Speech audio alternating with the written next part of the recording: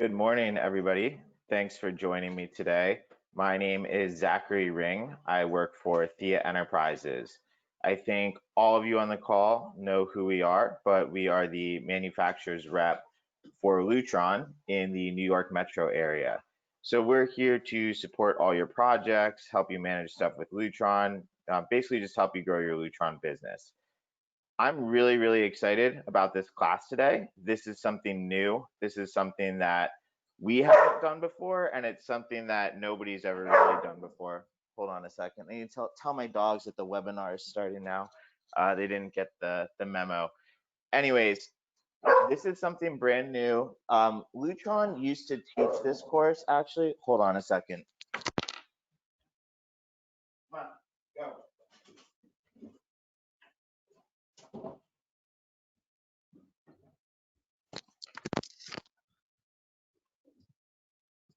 Sorry about that.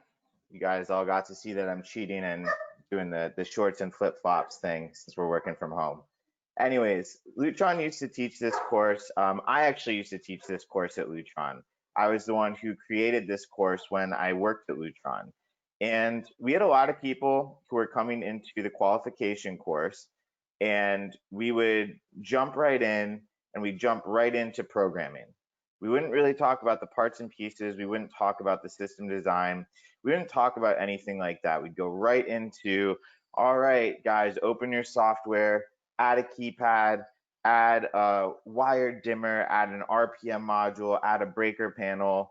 And they're like, hold on, I don't know what all this stuff is. And then I'd have to say, you should have taken the prerequisite modules and really paid attention online. And they're like, well, why can't we just cover this stuff on day one? And I was like, well, quite frankly, there's not enough time to cover that stuff and cover everything else.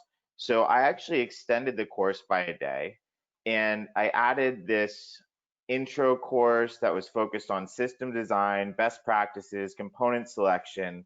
And I always taught this course on a Monday morning, and it led into the programming class. We had some people, especially from our territory in New York, who, if you had a new salesperson or a new project manager or a new tech or new programmer, anybody who is new, it really made a lot of sense for them to go to this day one. And sometimes, if they weren't really going to be doing the programming and they just needed to know enough to sell the system effectively, they would just come down for Monday.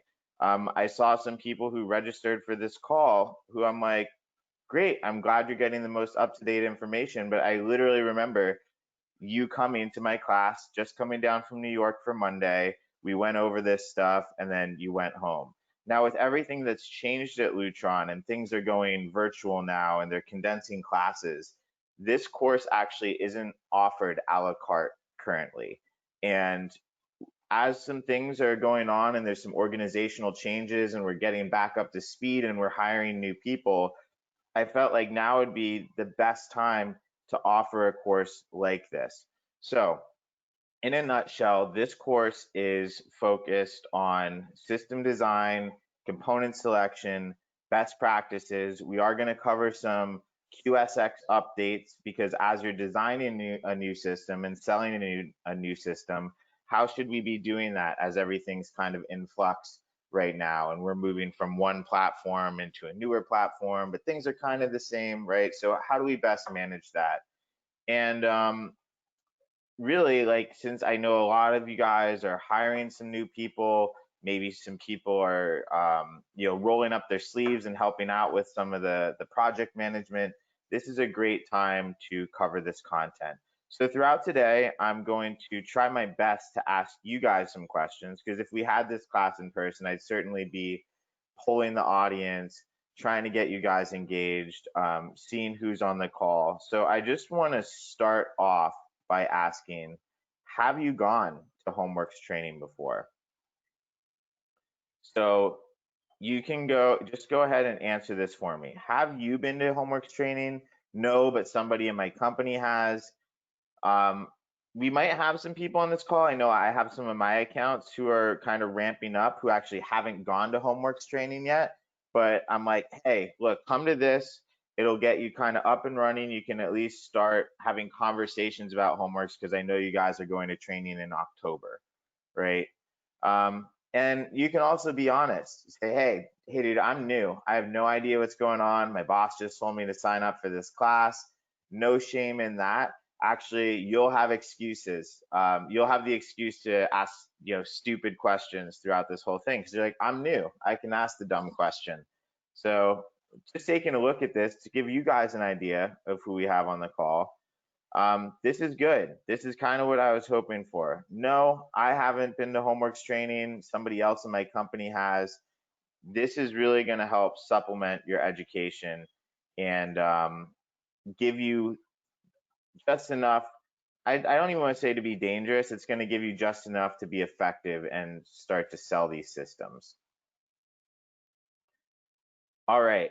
So since this is a two-part class, normally at Lutron, this used to be a one-day class. Look, we're all getting back to work. We have stuff to do. So I split this into 2 mornings. We're going to do it this morning and then next Thursday morning as well. I'd really encourage you to try to hang in there for the whole thing. We have so much to cover. HomeWorks is a huge system.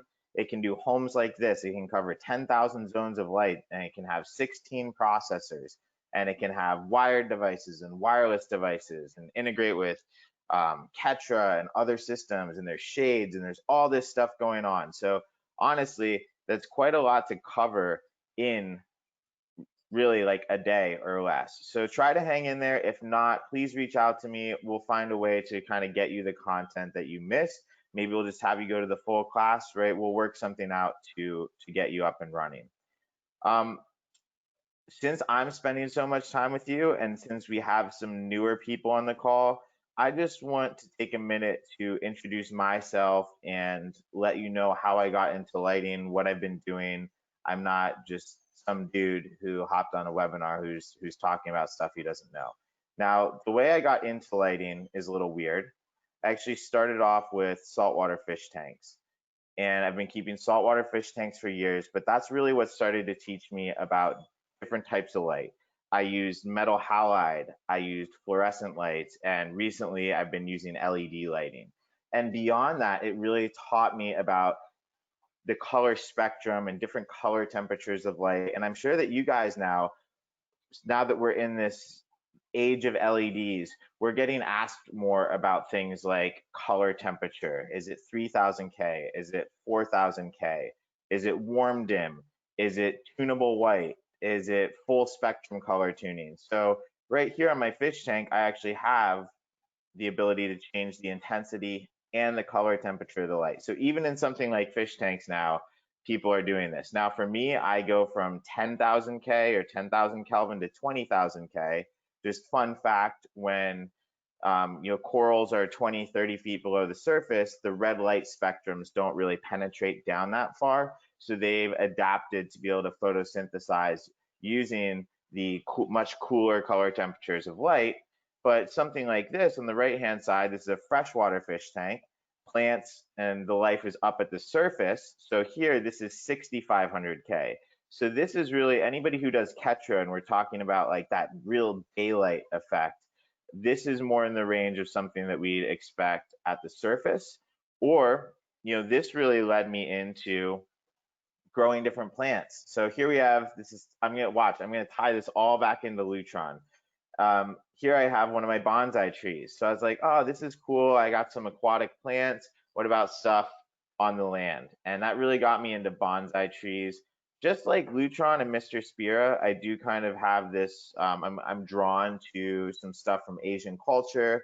I love sushi. The bonsai tree thing's neat. I always thought that bonsai trees were some special kind of tree, but you can really take any tree and make it into a bonsai tree. I'm not sure if you knew this, but Lutron does lighting control, shades, now they do fixtures, and they also sell Asian pears. So no joke, Subarashi Kudamono, best Asian pears in the world, best lighting control, best pears. Just like their lighting controls and their shades, their pears are also premiumly priced. So as I started keeping bonsai trees, they like high humidity environments. So I was on like Pinterest, I was online, I was on Instagram, and I saw some people keeping bonsai trees in terrariums. So I was like, oh, that's kind of cool. I'll do that. I got a terrarium for one of my bonsai trees. Then, as I was looking at terrariums, I was like, whoa, people keep all kinds of cool things in terrariums. So I'm sure all of you know Graham Davis. Graham Davis is actually scared of frogs. I didn't know this. You know, he's this tough British guy. You wouldn't really think he's scared of anything, but he is not like frogs. So maybe you guys can play a fun trick on him someday. But these are some of my frogs that I have in my terrariums at home. Just another fun fact. These guys right here, most poisonous vertebrate on the planet, but when you keep them in captivity, they don't eat the insects that make them poisonous, so they're perfectly safe for me to touch. So I'm not a complete nerd, just so you know, as I work hard, I do have a bunch of nerdy, expensive hobbies, but I also like to have a lot of fun. I'm sure that some of you guys can relate. I know we have some car guys on the call. I know we have some people who fly on the call. I love eating food right there. See, I told you, right? This is me at Hibachi. This is actually when I used to teach HomeWorks class at Lutron. I used to take a bunch of guys out to dinner. We had a lot of fun at Kome eating hibachi. I love racing my car. This is me at Pocono Raceway. This is actually on Friday the 13th in the rain. I did go off the track, but no damage to the car, just a lot of mud. I think I still have mud on my headliner. I obviously love the ocean. You guys got that already. This is me in Curacao, snorkeling with the sea turtle, and I've been skiing since I was 2. I used to compete, did some freestyle stuff. This is here, me at a local competition. Um, I still ski, I still do flips and stuff, but I don't compete anymore. I'm focused on my more peaceful hobbies now. Love motorcycles as well. This is my Ducati Monster. If you didn't figure this out already, I don't have kids. My dogs are my kids. You already kind of met them already. I'm probably going to have to let them back in here at some point. This is what they're normally doing during the day. It's my wonderful girlfriend. She supports all this craziness, all the traveling, all the crazy hobbies. So couldn't do it without her. Have to give her a shout out. And these are like the nice family photos. This is kind of a better idea of what my family's like. The dogs are crazy. I'm crazy. She kind of holds it all together for us. It's like she has 3 kids.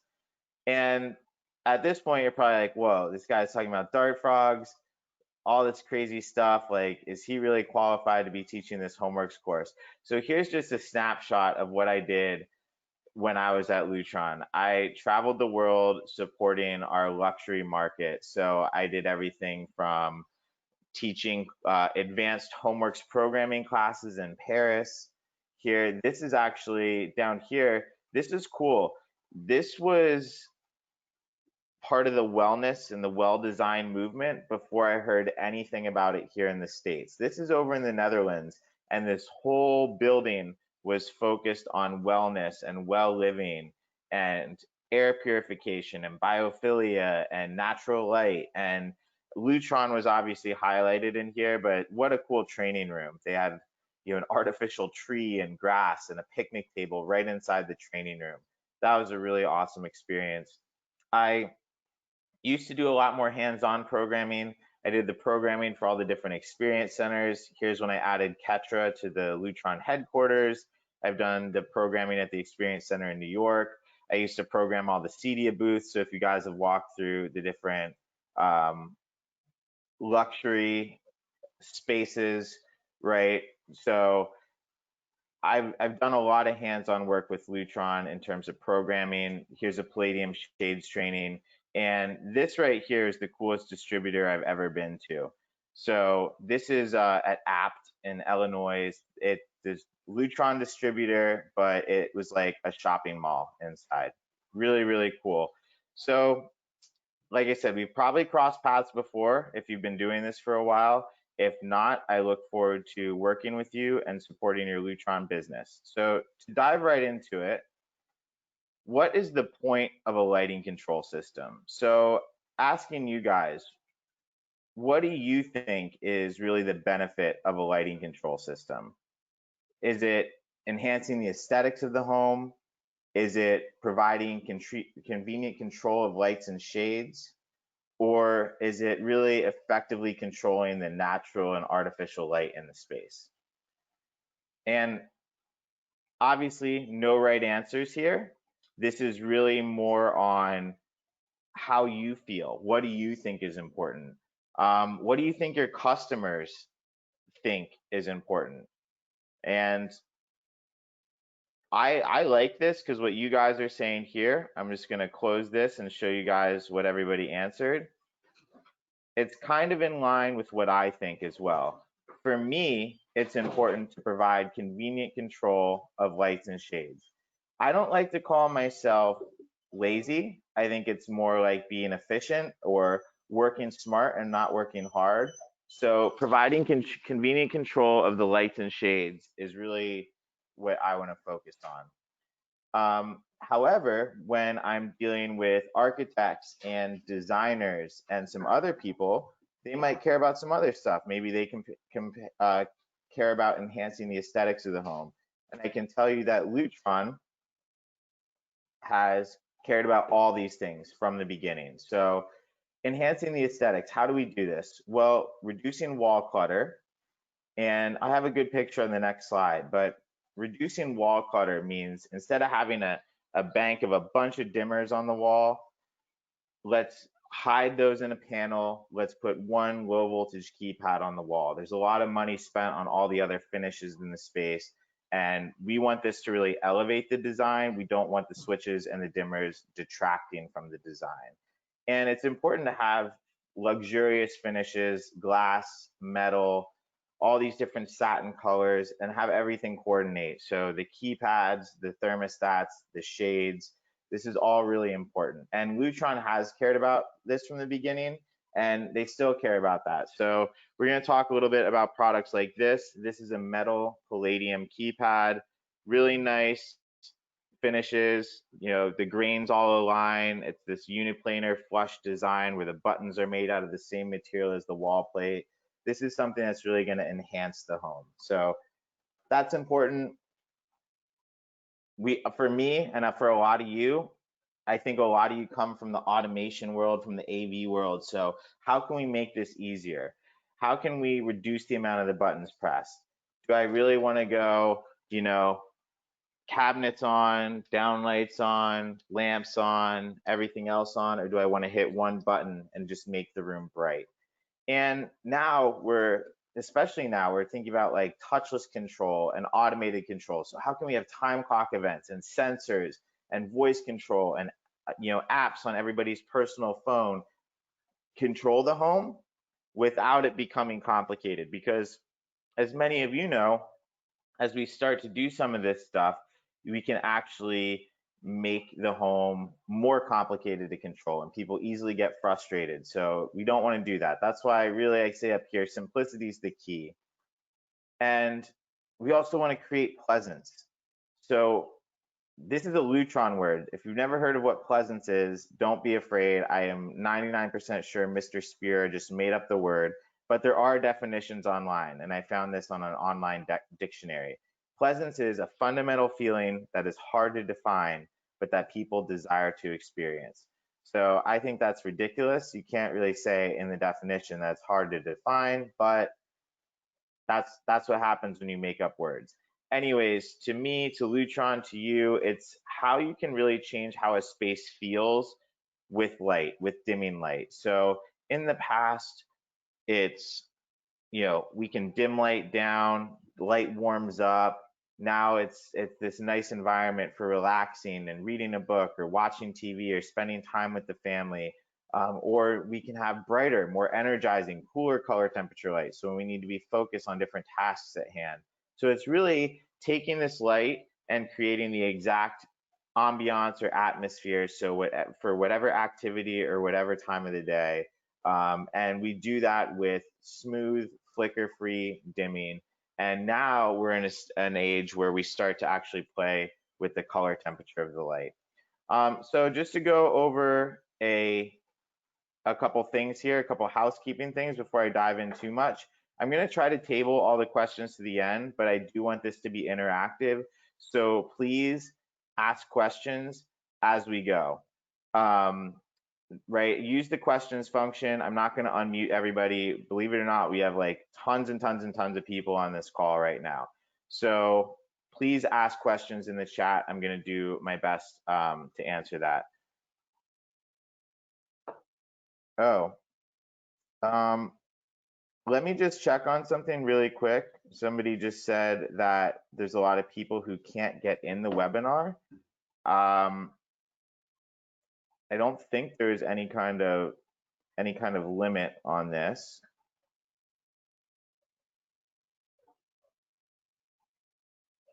Yeah, guys. So a couple guys just texted me. We should be able to get 250 people on here.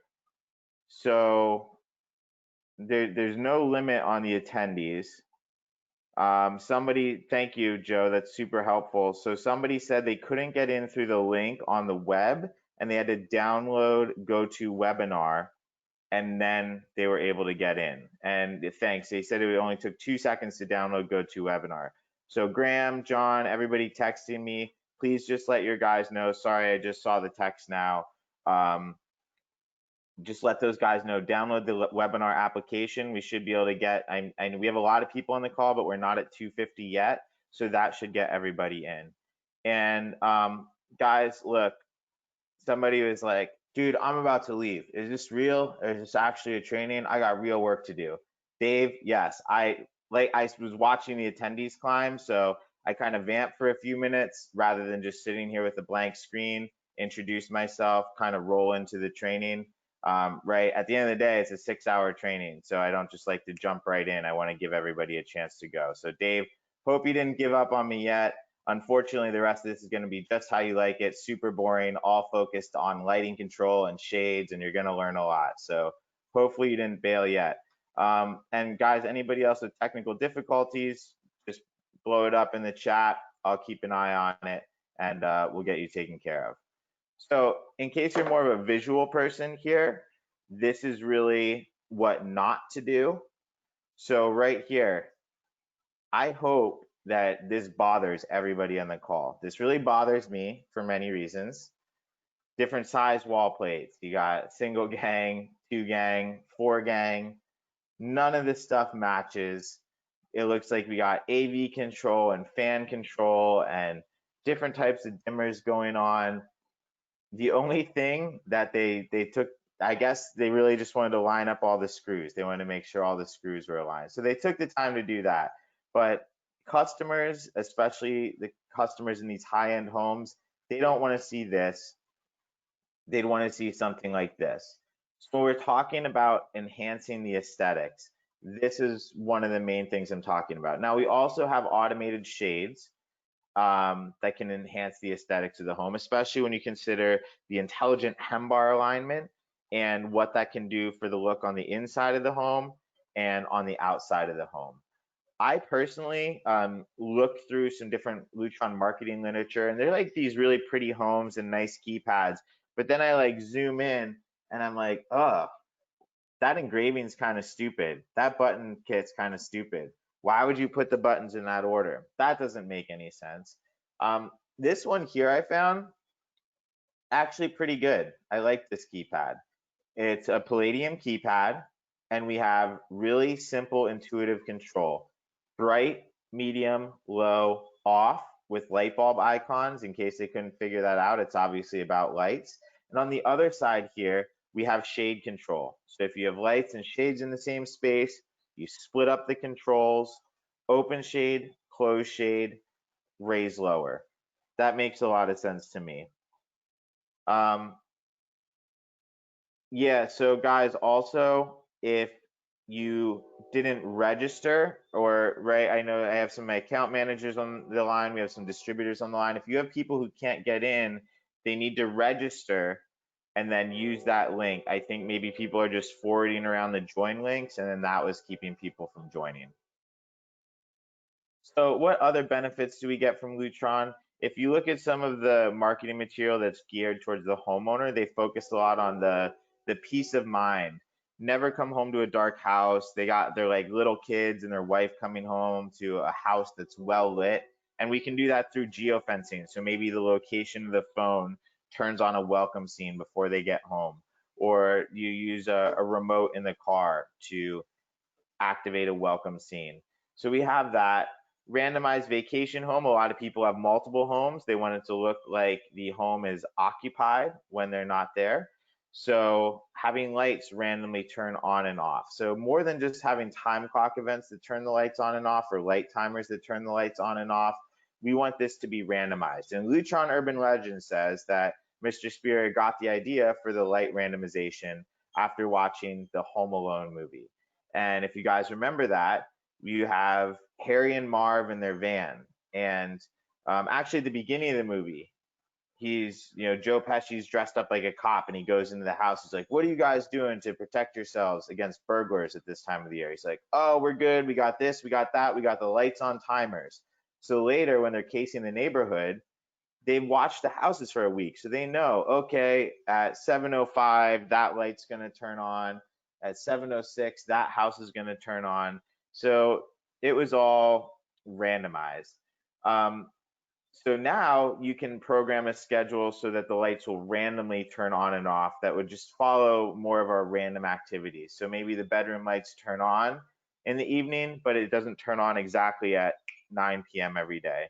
And then we have some other features like security mode. You guys have all heard of security mode, where it wires to your alarm panel. Somebody busts into the house, all the interior lights turn on, all the shades open in the house, exterior lights flash on and off.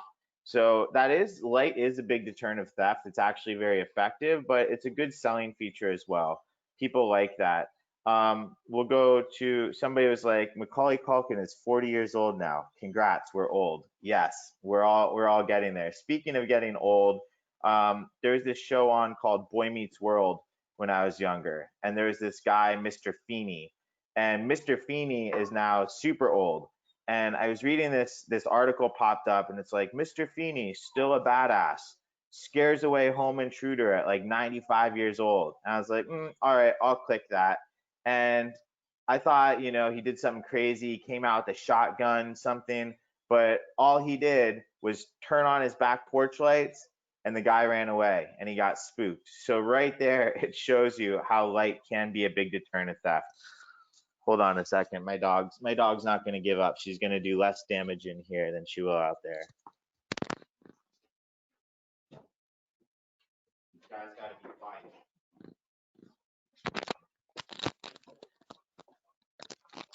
All right. Oops, let me just jump back here real quick. So we also have calendar-based time clock events. If you don't have any other automation system on hand, which a lot of people do, having a calendar where you can run different events based on the date is really nice. You can enable them, disable the schedule easily. There's a lot of flexibility there. Lutron's known to integrate well with others. Now, as we're moving over to QSX, this is something I want to focus on. And it might be a reason why you might need to design the system around QSX, but have a QS processor as a placeholder just to make sure all your integrations are working. Or, as we get closer to when you order the product, you might want to hold off and just wait and make sure that the Savant driver is ready or the Crestron Simple driver is ready. But Lutron does go out of their way to make sure that they work well with others. At the end of the day, they want to focus on being the best at lighting control, keypads, shades, fixtures. They want to be the best at that and let other people do the AV stuff and control all the other stuff in the house. So that's how it's always been. It's not changing. That's how it still is now. And there's so many different features of HomeWorks. And as we go through the different products and the system architecture and the zone limits and everything else, you guys are going to see what a lot of those other features are. Now, look, since this is such a long webinar, I'm keeping it somewhat casual, just like I do in an in-person class. I'm gonna have a little bit of fun. And speaking of which, one thing I loved about working at Lutron is it's such an old company that you'd find some like really quirky, weird stuff from back in the day. So I'm sure even some of my seasoned veterans on the call maybe you've never heard of the sniffer by Lutron. I literally found this. Oops. I literally found this here we have an engineering wiki. It's this engineering Wikipedia where we have all the instruction manuals, all the important documents, all that stuff. And I came across, I love dogs, obviously. I wouldn't tolerate these two. I came across this. I'm like, what is this? The S100, the sniffer. So Lutron, for a brief period of time, considered getting into the smoke detector game, and they called it the sniffer. And I just thought that, like, you guys know how conservative Lutron is now with their claims. Like, when we're talking about Ketra, they're like, don't say the C word, don't talk about circadian because it implies health benefits, and look out, right? Look at what they claim here. They said, sniffer will not allow you or your family to be killed in their sleep, period. End of story. You put this thing in your house, you're good, you're safe. Um, I've only seen like a picture of a sniffer. I've never even seen one in real life. Uh, John, sorry, man. I'm not ignoring you, but I can't read through all those texts right now. All right, so how did we get to this QS platform? How do we get to the QSX platform? How should we, like, what does the overall big picture look like of HomeWorks? I think I have a lot of guys when we move from Radio Raw 2 to HomeWorks, they're like, how much harder is HomeWorks than Raw 2? If we're talking like programming and, hey, I got a C-Touch keypad and I want this button to turn some lights on, that's not any harder than Raw 2. Now, if we start to apply some conditional logic on there, if we have some color tuning lights and things like that, right, the programming becomes more complicated. But basic programming in HomeWorks isn't any harder than Raw 2. What's harder is now you have all these different parts and pieces. You got panel modules, you got wired keypads, you have more advanced thermostats, and the size of the system can just grow exponentially. And we had HomeWorks, we had HomeWorks Interactive, we had HomeWorks Illumination, and HomeWorks Illumination led into HomeWorks QS. I want you guys just to be aware of this and know what it is, because you might get approached with some upgrades. People are spending a lot of time kind of fixing up their house right now. Lutron has this campaign, right? It's like home is a sanctuary. Like, people really are focused on making their home really nice because we're all spending more time there. So you might get approached to do an illumination upgrade. Now, looking at illumination, some of these parts and pieces may look familiar, even if you only dealt with HomeWorks QS. What was very different, though, is you had a different link for every device type. So you had dimmers on one link, you had graphic eyes on another link, keypads on another link, shades on another link. So now, if you think about that, you'd have all these different low voltage links or loops running out to the same space.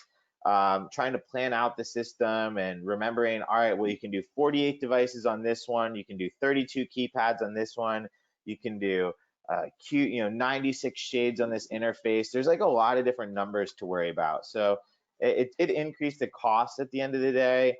It increased the complexity on trying to build these things out. And obviously everything was optimized for incandescent and halogen. So then we moved to HomeWorks QS. This is the QS system architecture. A lot of you have probably seen a diagram like this. And at first glance, you're like, yo, dude, that's not any better than the last octopus you showed us. Like, there's still a bunch of links. What's going on here? So I can tell you, even before QSX came to fruition, as I was teaching the HomeWorks class, I'm like, look, we're moving away from things like the panel link and these H48 wired dimmers. Lutron has new, better dimming modules. And some of this other stuff, like the network link, all that's saying is, unlike HomeWorks Illumination, now, our HomeWorks processors can talk over the network to each other. It's just all IP based. They use the existing Ethernet infrastructure in the wall. And that's how we integrate too. Gone are the days of RS-232 and serial integration. We're just going to integrate over the network because it makes sense. So don't worry if you're brand new to this, right? And that's really what this course is designed for, is the people who are new. Don't worry about the network link right now. Don't worry about this H48 wired dimmers. You will come across these in upgrades, but please don't be designing your new jobs with H48 wired dimmers. They're a little silly because you have to get line voltage and low voltage to the box.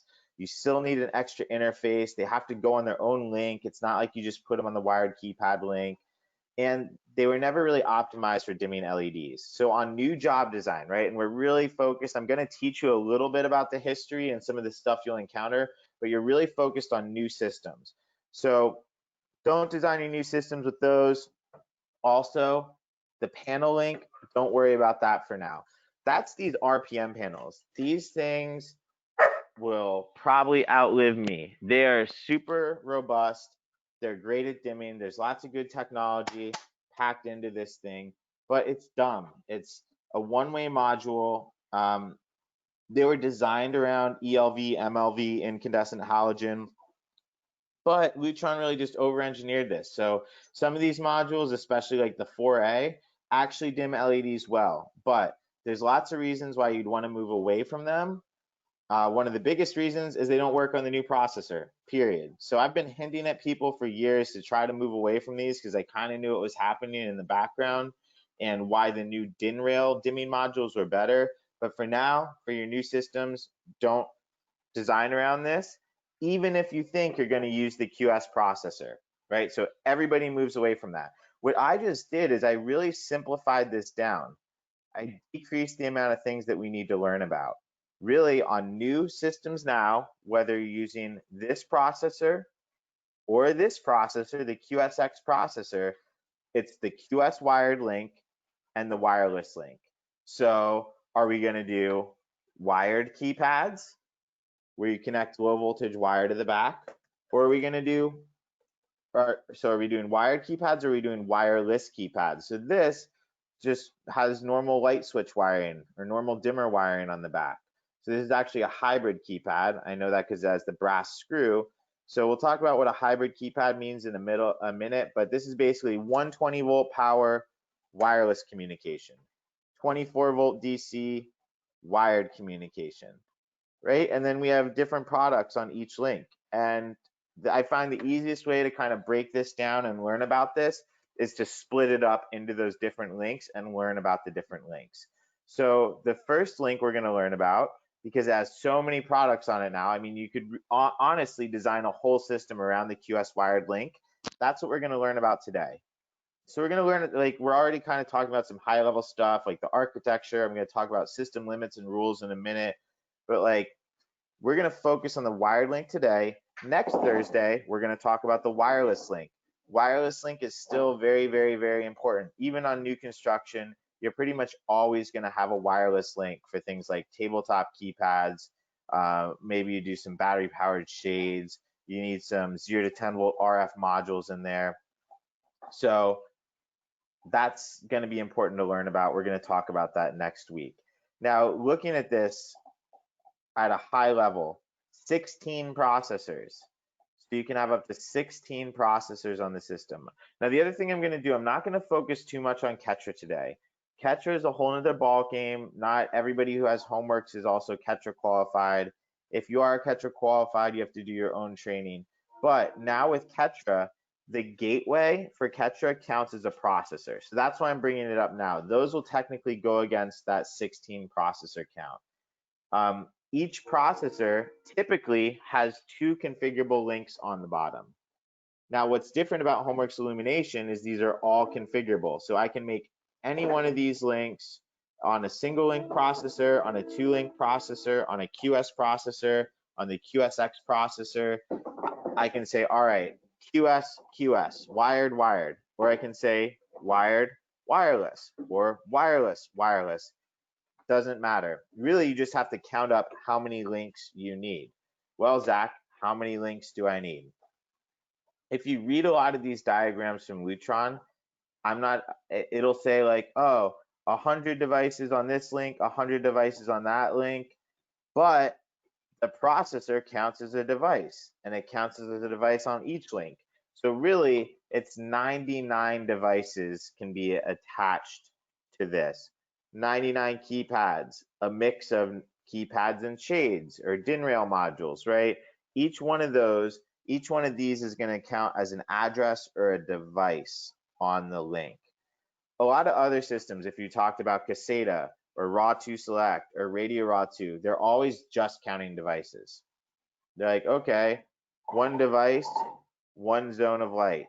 one in-wall dimmer, one zone of light. If you look really closely here, this actually says 512 zones per link. And when you're looking at the overall limit for HomeWorks, it's 10,000 zones. It's not 10,000 devices, it's 10,000 zones. That's because even modules like this, guys, right? Multiple zones are controlled with one module. So on a QS DIN rail module, that counts as one QS device, typically 4 zones. Well, Zach, how am I ever going to get to 512 zones? If I do my math here, 99 devices, 4 zones per module, that doesn't get me to 99 zones. That's when we start dealing with digital lighting, like ecosystem. You can have one ecosystem device that supports dozens and dozens of zones on that one ecosystem device. So in HomeWorks now, another reason it's a little bit more complicated is because we're balancing device count and zone count. Honestly, you guys are going to be more worried about device count than zone count. You're typically going to hit your device count limit before you'd hit your zone count limit. Eric, great question. I'm going to lead into that on like literally 1 or 2 slides. Actually, right here. So integration partners aren't already with QSX drivers. So when I'm designing this system, I know I'm not using HomeWorks illumination.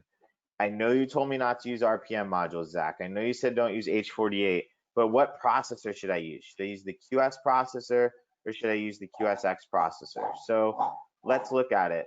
Integration partners aren't already with their drivers. And since Telnet is no longer supported, that's the integration protocol that we used to use on this processor was based on Telnet.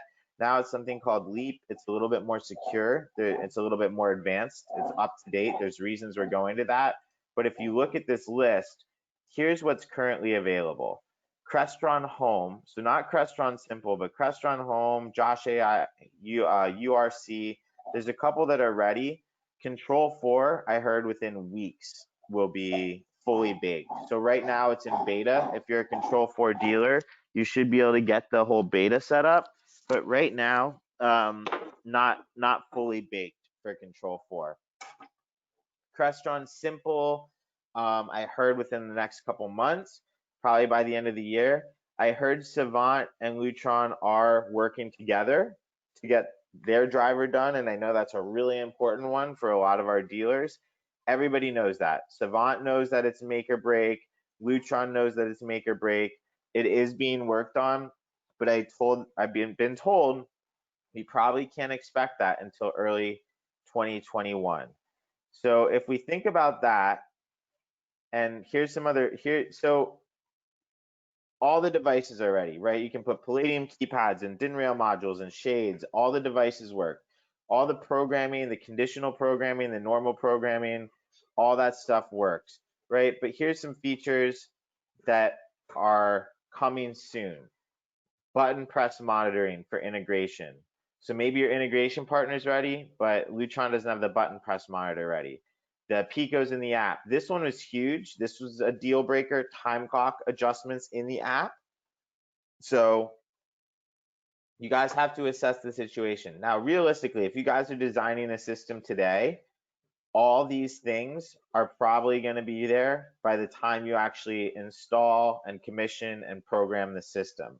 However, I'm just trying to make you guys aware of this now. I'd rather over communicate, be transparent about this stuff because I don't want you to find out the hard way. So if we take those things into consideration, I think the smartest thing to do, if you have a job that you're designing today and you think that it's going to come online within the next 6 months, I would design everything just like you're doing it with a QSX processor.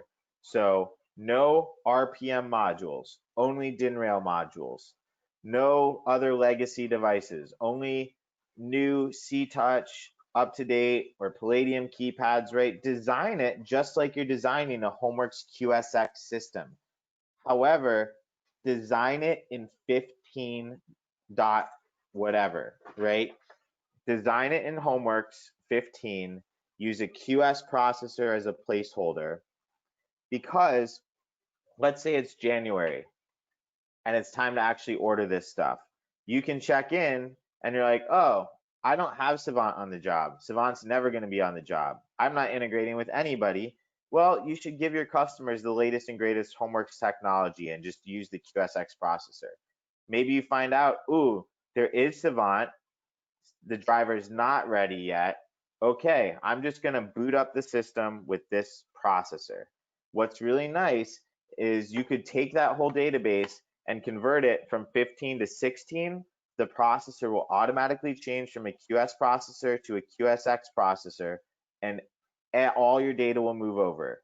Your link assignments will stay the same. So, ooh, all right, these 15 keypads are on link 1 of processor 2. All that information moves over.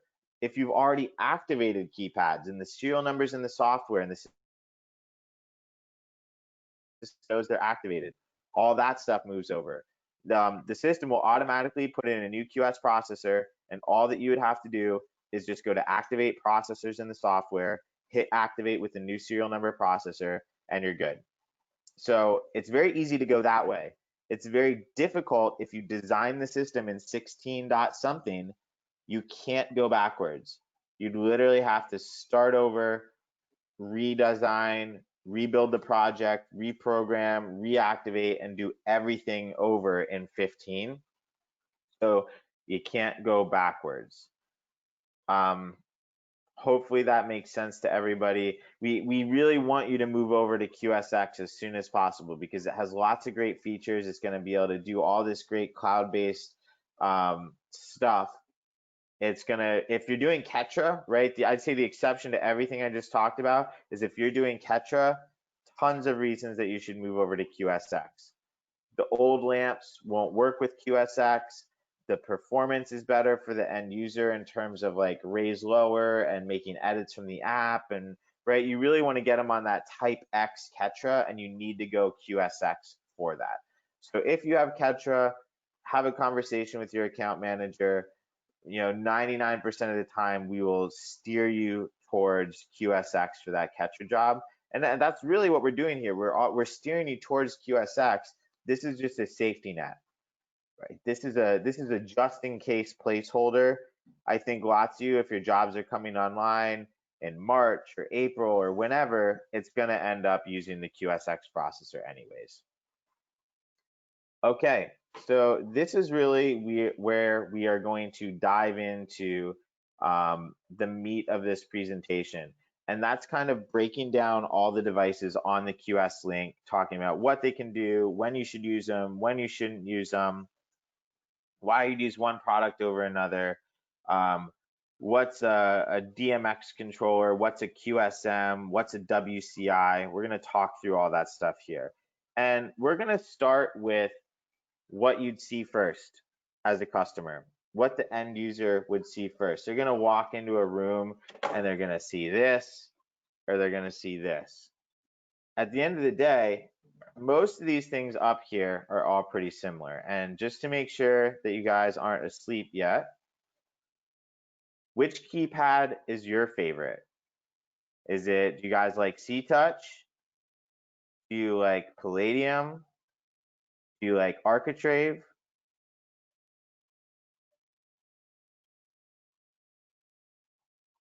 So Alon, I am gonna address that concern during this call. What about higher wattage modules that are not available in QS? Technically, you can add those higher wattage modules, and they work with QS.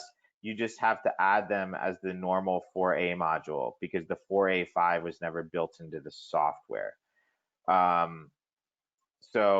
And also, Scott and I can talk to you about that offline and have another conversation. We're talking to Lutron about that, but they have told us, engineering has told us, yes, it'll work. It's just not in the software, and the wattage limitations aren't going to line up and everything else. So I hear you. You'd have to manually make some changes to your bill of materials if you kind of build it out that way, but you just add the normal 4A module and you activate it like that. So I love what I'm seeing here on the poll results. I also love Palladium. everybody loves palladium. If you talk to customers, if you show designers these products, if you show everybody these products, everybody loves palladium. A lot of people, C-Touch, probably one of the most copied lighting and AV style keypads out there. Over the years, we've seen so many people copy this design. It's pretty amazing to me. C-Touch keypads, the original C-Touch design was launched in 2000. So that's a 20-year-old design, and it's still a lot of people's go-to keypad. Lots of different styles available, button configurations. It feels good, it works. You can press anywhere on the button. Same deal with Palladium though. Maybe not as many button kit options, but more finishes available. You press anywhere on that. Not a lot of people like Architrave. It has a very specific style. I'm sure you guys can close your eyes and imagine the decor and the aesthetic of a home that would have Architrave keypads inside. So I mean, what I like about this, no matter what the style of the home, no matter what the customer's personal preference, there's always going to be someone out there that wants Architrave. Or maybe anybody seen this thing before? The QSE-CI-WCI? Maybe the customer or the designer wants something that Lutron doesn't even offer. Maybe they want a Meljack keypad, right? So once again, Lutron tries to play well with others. They have options for those keypads that aren't even made by Lutron. We'll talk about that in a minute. And then we have the Pico, which there's no wires running into this. Zach, this is the QS wired link. Why do you have a Pico on there? Well, I'll tell you guys about that in a few minutes. So C-Touch keypads are really interesting. Like, this is a C-Touch keypad. This is a C-Touch keypad. There's lots of different C-Touch keypads. So they come in all different varieties. A couple things remain the same no matter what QS wired C-Touch keypad you're dealing with. They're all powered over 24 volt DC. So I have another slide that's focused on wiring, but basically 4 conductor going to the back of the keypad. You have 24 volt DC and a common wire, and then you have a pair for data, and it comes from the multiplexer world. It's called MUX and MUX bar, but those guys are going to be shielded from your power, and that's how Lutron gets the super reliable communication over the far distances. But they're all powered the same, and they're all going to get powered from a power supply, but it goes through the processor. So that can be a little confusing. If you look at a processor on the top here, there's a connection to power this up. So you'll bring 120 into a power supply. That's going to drop it down. It's almost going to act like a transformer. It's going to turn it into, and from 120 volt AC into 24 volt DC, and it's going to feed this. And then down here on your link connection, that's also going to have a power connection. So you wire right out from there, typically down to a wired landing board, and then runs out to your keypads. But they're all getting powered from the link. They're all getting powered from that low voltage wire. So that's like an important concept for you guys to be familiar with, especially anybody who's coming from like a Caseta or Raw 2 world where it's 120 volt and everything's wireless. This is different. So, right, common, 24 volt DC, MUX, MUX bar. Those are the 4 conductors that you need to worry about. Standard, these are all going to come with green LEDs. Now, it's not because Lutron cares about going green or saving energy or anything like that. Green is a color that's really easy for our eyes to pick up on. So we can go with a relatively dim setting overall. And during the day when we have this like cooler, whiter light coming in, we can still see the green LED. Or at night when all the lights are off, it's not going to be super bright and like this glaring blue light out of the corner of my eyes. So that's why Lutron goes with green. There are options for custom LEDs on here. I've seen people order 200 C-Touch keypads with blue LEDs, pay extra for them, and then see those same 200 C-Touch keypads get returned back to Lutron. Because once they were in and the client saw the glowing blue lights everywhere, they just didn't like it. So the backlighting is that intensity for the actual backlighting is adjustable, but it's not on C-Touch. It's not going to dynamically adjust. You just set it and forget it. There's two contact closures on, this is actually an illumination keypad, but same deal. On the back, you have CCIs.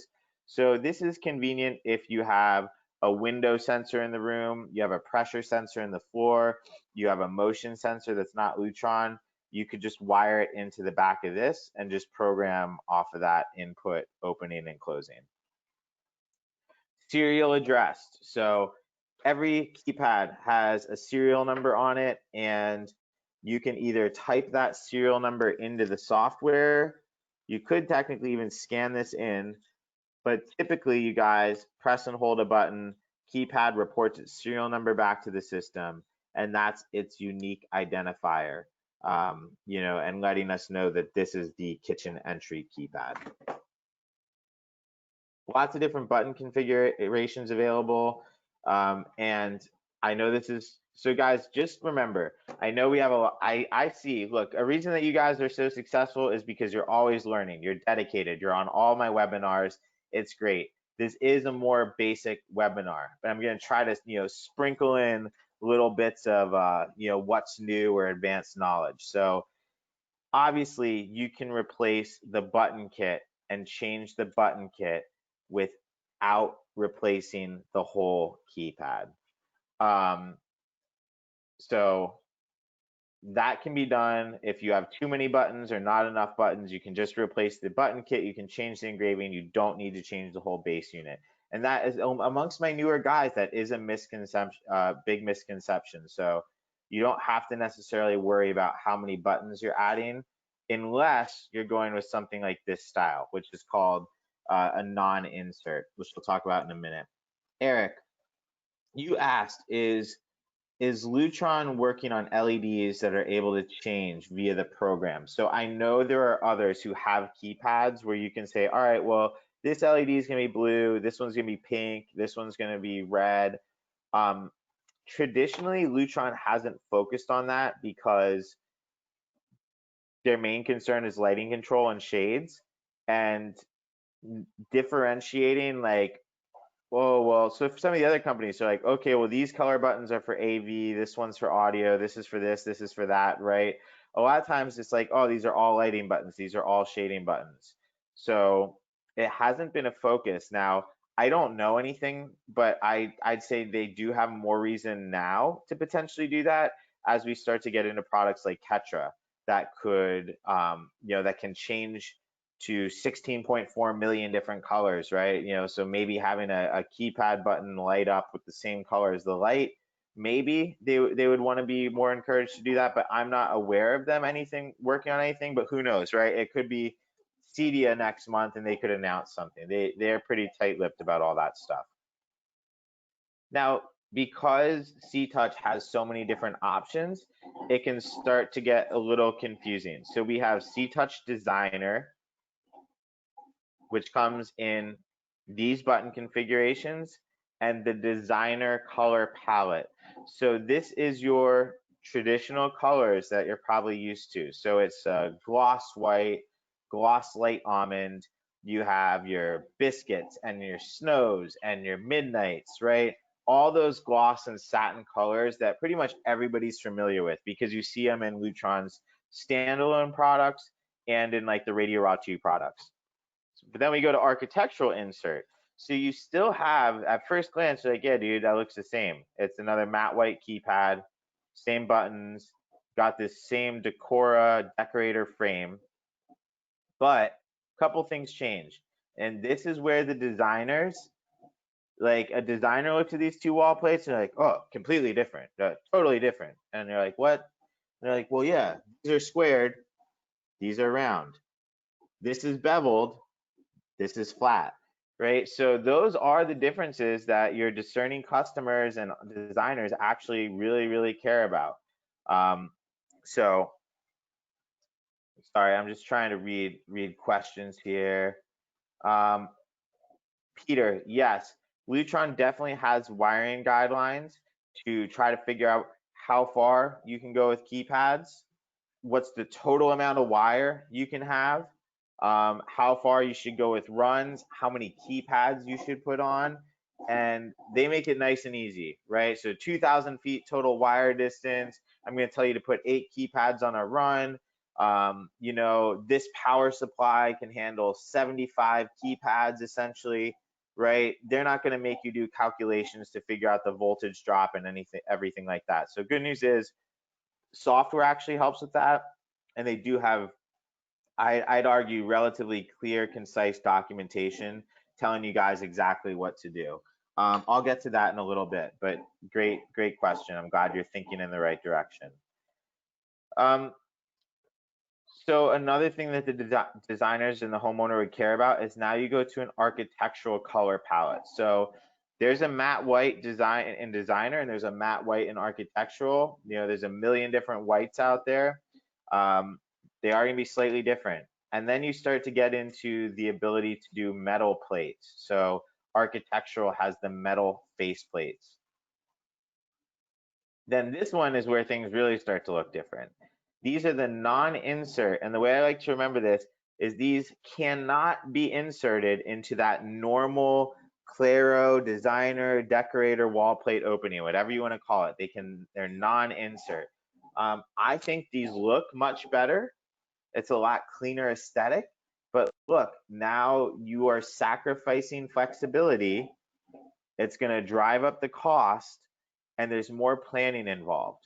Now, for me, if I look at a hallway in a house and I look at how many, oh, there's one lighting zone in the hallway, I know how many buttons I need. I know what they should say, so I could go in and I could plan this. And as you guys get better at this, you should really be the ones determining how many buttons, what the buttons say, what the layout looks like, and you should be able to just step up to the plate and make those decisions. I actually like something like this one down here, the W3. I like that there's 3 buttons, a space, and 3 buttons. So if you just had lights, you could do downlights, coves, lamps, and then at the bottom it could be like room bright, room dim, room off. Or if you had lights and shades, you could have bright, dim, off, open, preset, close for the shades. But just having that little separation there, to me, makes the keypad a lot more intuitive. The alternative is something like this, a 7 button or a 6 button raise lower. Now what I'm giving up here is a raise lower, but to get a much more intuitive keypad. All right. Good job, guys, using the questions. A lot of you guys are just adding comments in there, which is great, right? Keep the comments and suggestions coming. We actually have a lot of Lutron people on the call, which is great. And you know, we work closely with Lutron. They care about what we're doing, so sometimes they'll even want to look at like the feedback and the questions and the data that came in through these webinars. So please keep the suggestions coming. Here we're getting to something that looks much different. Maybe in the questions you guys can answer this. Have any of you guys done work with any international or square style products before here in the States? Have you guys ever worked with products like this, whether it be C-Touch or Palladium or anything where we're kind of moving away from the US and we're going to that European square look? There are going to be clients, maybe they moved here from another country, maybe the designers from another country, and this is the aesthetic they're set on, or maybe you just want to show all the different options available. You can use these here in the United States, and the reason why is they're all 24 volt DC. This is one of the reasons I was able to go teach class in Paris and in England and everywhere else in the world, because look, the power supply got fed with a different input voltage. Maybe the mains voltage was 240 volt, but coming out of that power supply, no matter where you are in the world, it's all 24 volt DC. The keypads are all 24 volt DC. So when I taught these classes, it was all the same products. You guys can use this, be aware of it. I don't know if I necessarily lead with this unless you're really trying to spec lock a project, because it's different back boxes. If you have like a US receptacle within the same plane as an international keypad, now they're not going to line up nicely. There are challenges, but with enough planning, you guys can make it look nice.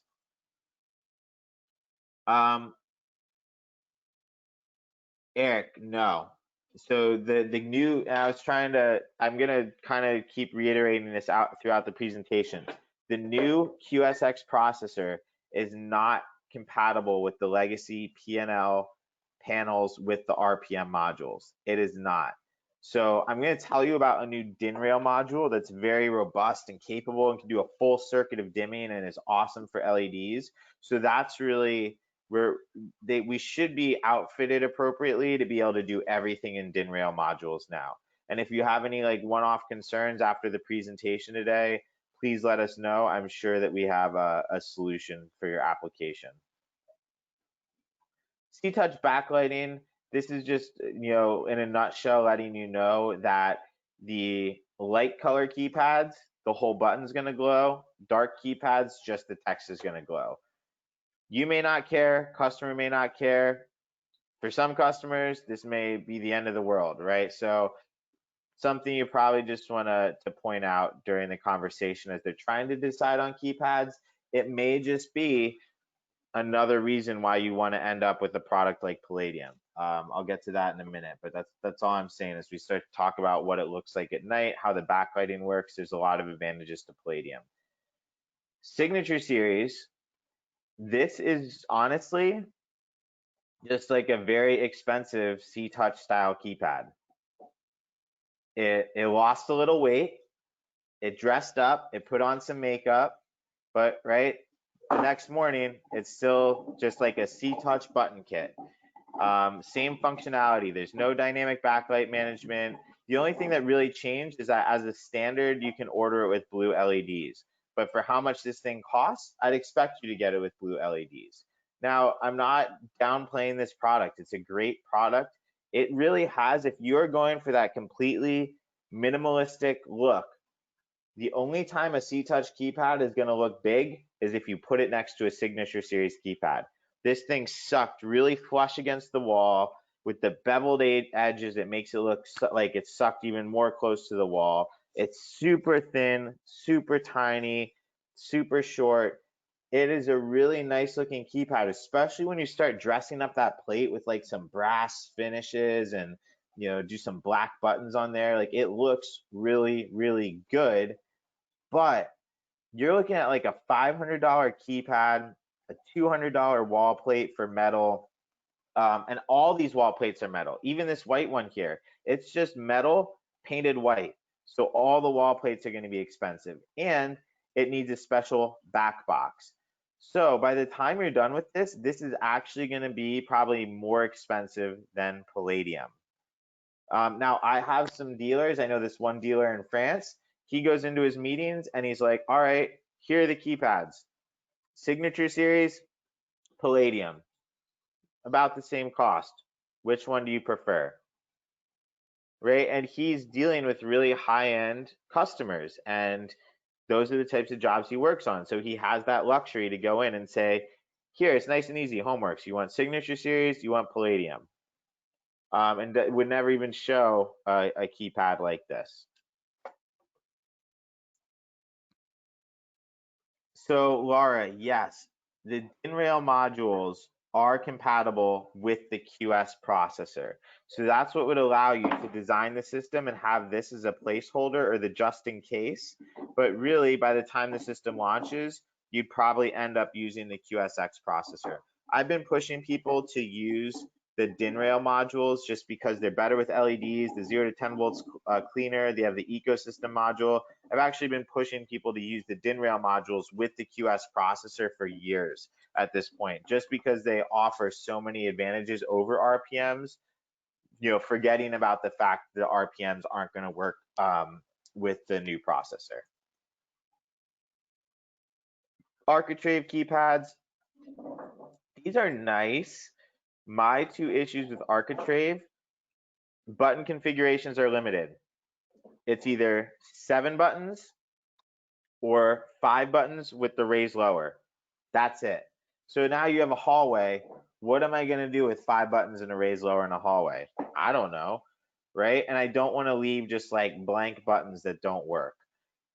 The other issue I have with this is, to me, I can appreciate this design and this aesthetic. This is one keypad where when you actually start to engrave it, it looks a little cluttered because the engraving goes between these buttons and there's already not a lot of space here.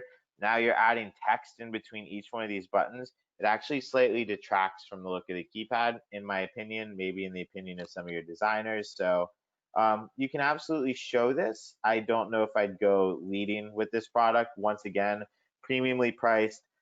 All the metal, all the plates are going to be metal, so they're going to be paying more for those plates also.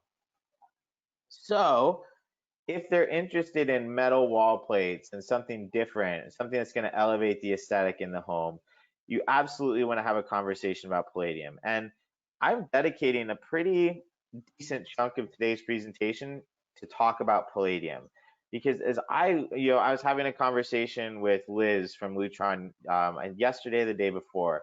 We're talking about like what differentiates Lutron from like a lot of the other systems out there.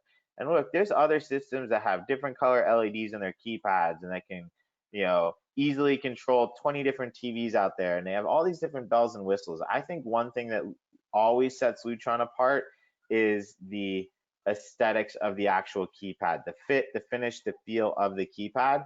And really, that is what the customer and their family and their guests, that's what they're going to interact with is the keypad.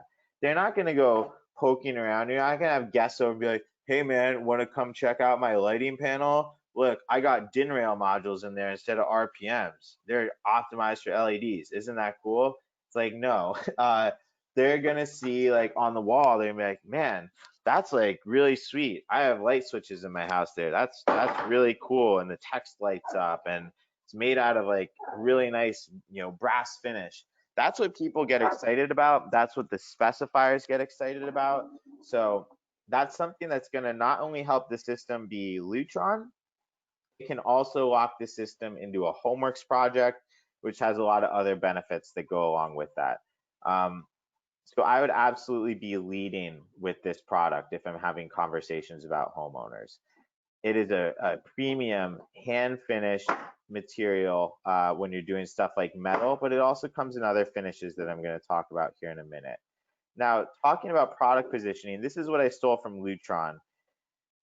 I personally think that palladium, if we deal with some of the other finishes and we get a little, clever with the engraving process, I think palladium can belong on any HomeWorks system. Now, if we're talking about the palladium shading solution and Ketra and the thermostats that, end up costing $1,000 plus per thermostat, sure, that probably fits into the high luxury category.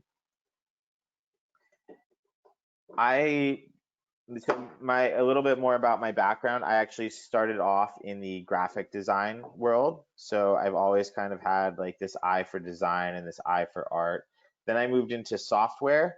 Then I worked on airplanes for a little bit. Then I got into sales, and then I worked for Lutron on a sales engineering team. So Lutron's a unique company that cares about the design and the technology and all that stuff. So it really was kind of like this perfect match for me.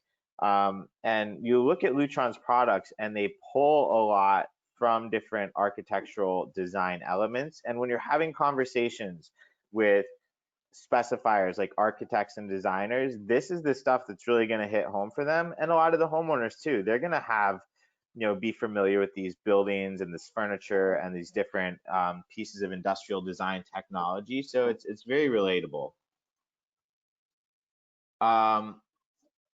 Eric, I hear you on the Palladium RF. Probably one of the most common product requests out there. Now, it's my understanding that now plastic is a different story, but for especially stuff like metal, I've understand and like the form factor, there's some engineering challenges to make that happen. But I think if any company in the world could figure it out, it would be Lutron. Oh, hey Ron, yeah. If there's any company that could figure it out, the Lutron, I'll absolutely continue to pass back that feedback that people are still asking for the RF. Now, I can tell you the first question I get asked from Lutron is why, right? Oh, X% of HomeWorks jobs are new construction and they can run the low voltage wire. So why can't they just use palladium? Well, I know realistically there's a lot of jobs where they don't commit to HomeWorks in the whole space. And now they fall in love with Palladium keypads in the main living areas. And they're like, you know what? I want this everywhere. Can't we just swap out those other products and put Palladium in now? Or you have some really high-end gut job in New York City, this 4-story gut job, and they're not redoing the wiring, but they love Palladium. It's like that's where Lutron is really kind of missing on some of those opportunities. And they have graphic tee as well, but it's while it is the new architectural design, I'll back you that it's not quite the same aesthetic as Palladium. So just kind of looking at some of the things that influenced Lutron in their designs.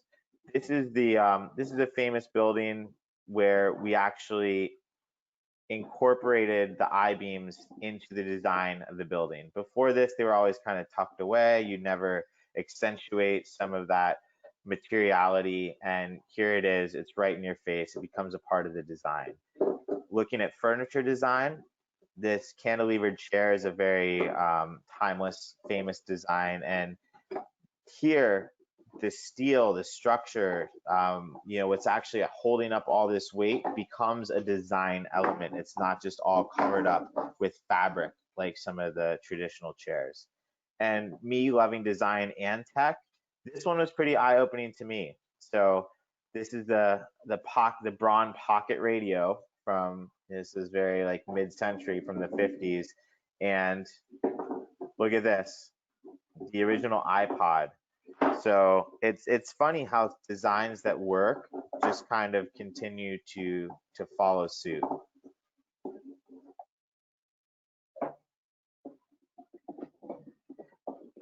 There's a keypad for Caseta and Raw 2 Select that looks just like Palladium. What is the difference? I'm assuming that you are referring to, honestly, just a 4-button Pico remote in a wall plate. So while they do have 4 buttons, lots of differences. Those are only going to come in the plastic finish. They're only going to come in limited colors. They're battery powered devices.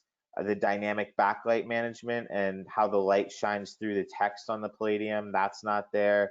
It's not all going to be flush and uniplanar. There's the tolerances on the gaps aren't going to be as tight. There are a lot of differences. So I'd say from far away, like, oh, 4-button keypad, both rectangles, right? Yeah, similar, but there's many, many, many differences that the discerning designer or homeowner is going to see. And if literally, guys, this is why as we start to get back to some socially distanced in-person meetings, this is why it's so powerful to meet with the customer in person, because now you're comparing, you have them hold and feel something like this versus something like this, right? And that just doesn't come across the same through pictures or videos or webinars or anything like that. So kind of looking at Lutron design, anybody who's brand new to this, right? Literally brand new, Lutron, well, Mr. Spira invented the first electronic solid state dimmer. So when I used to work for Lutron, I'd be like, oh, like the dimmer. And I'd go like this, because this is that intuitive design when people think about a dimmer. The old ads, and this is great. Mr. Spira purchased a surplus of these gold perfume boxes to use as the packaging for the dimmer. So once again, always kind of cared about the design of the product, not just the product itself, but actually even the packaging that it goes in. And I mean, it's just a different era. If you look back at some of the marketing material from back then, everybody's smoking cigarettes. They're talking about, dial the romance with the Lutron dimmer, probably a little creepy nowadays, but it shows that they cared about the aesthetics. They cared about creating pleasance and changing the ambiance in this space. And, everything we talked about, making control of the home simple and intuitive. it all kind of ties back to the original intent of Lutron.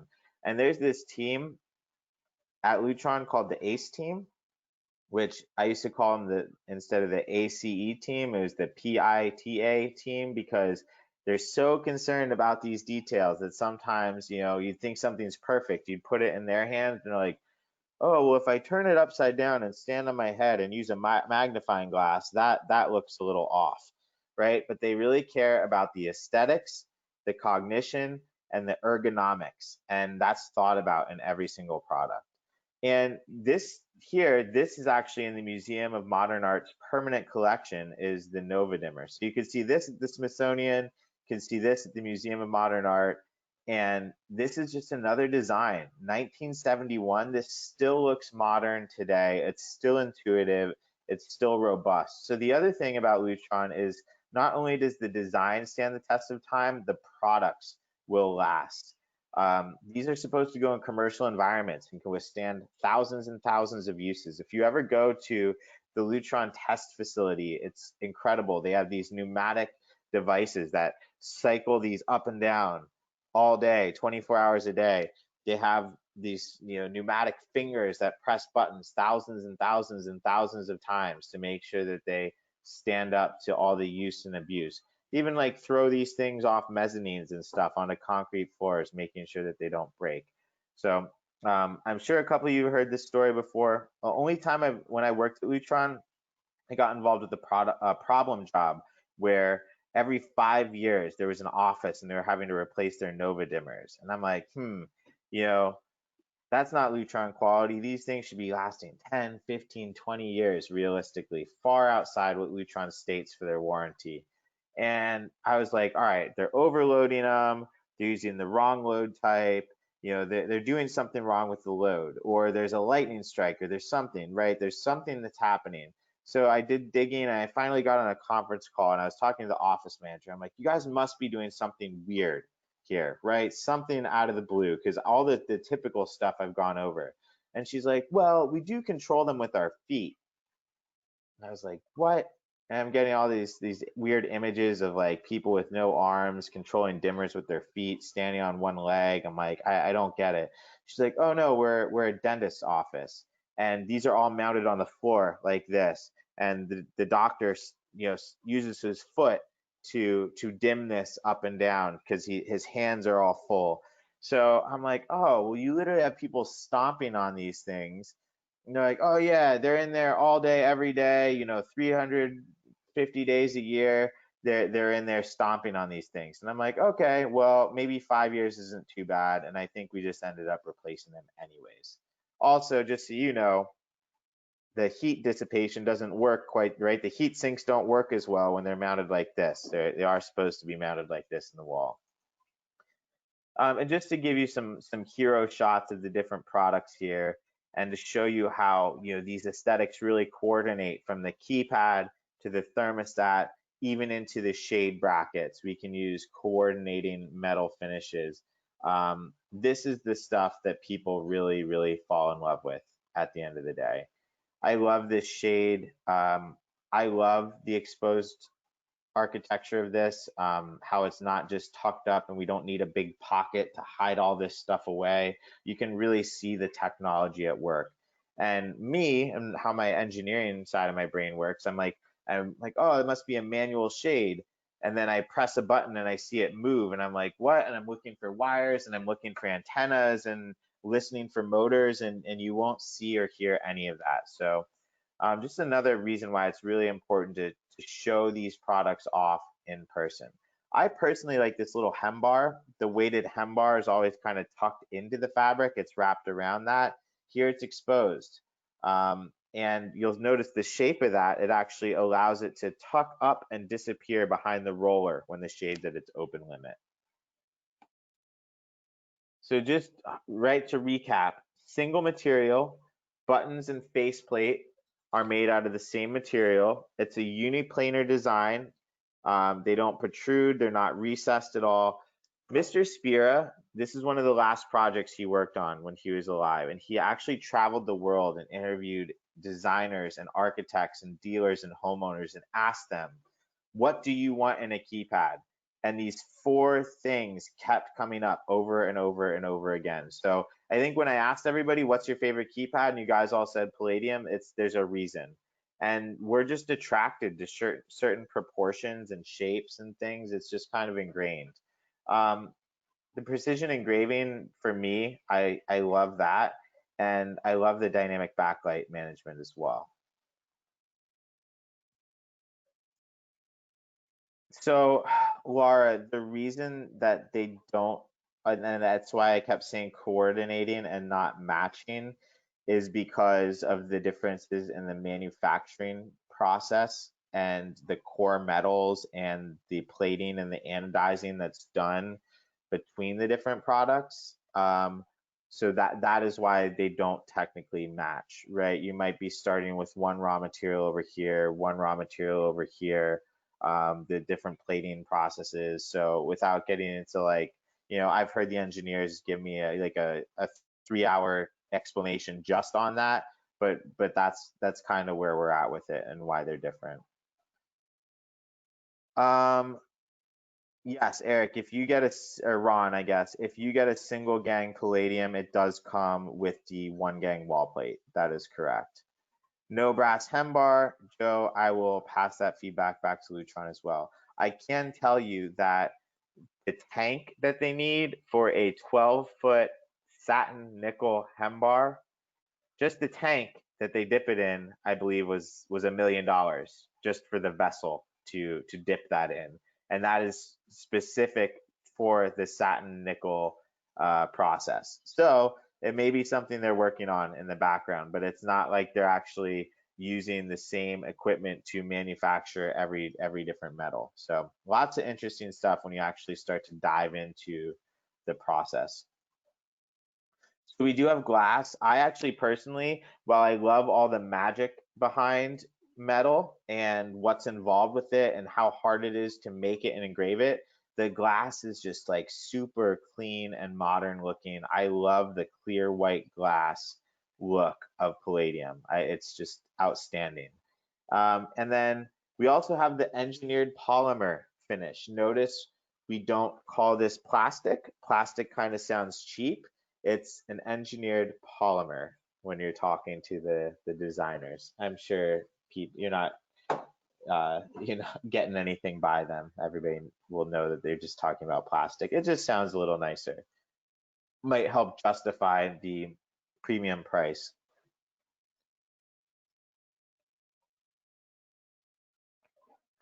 Laura, that's another good question. Um, right now, the stance with the palladium shade brackets and hem bars is, I believe, they want you to use those kits that actually has the brackets and the hem bar samples, but I don't even know if those are all complete at this point.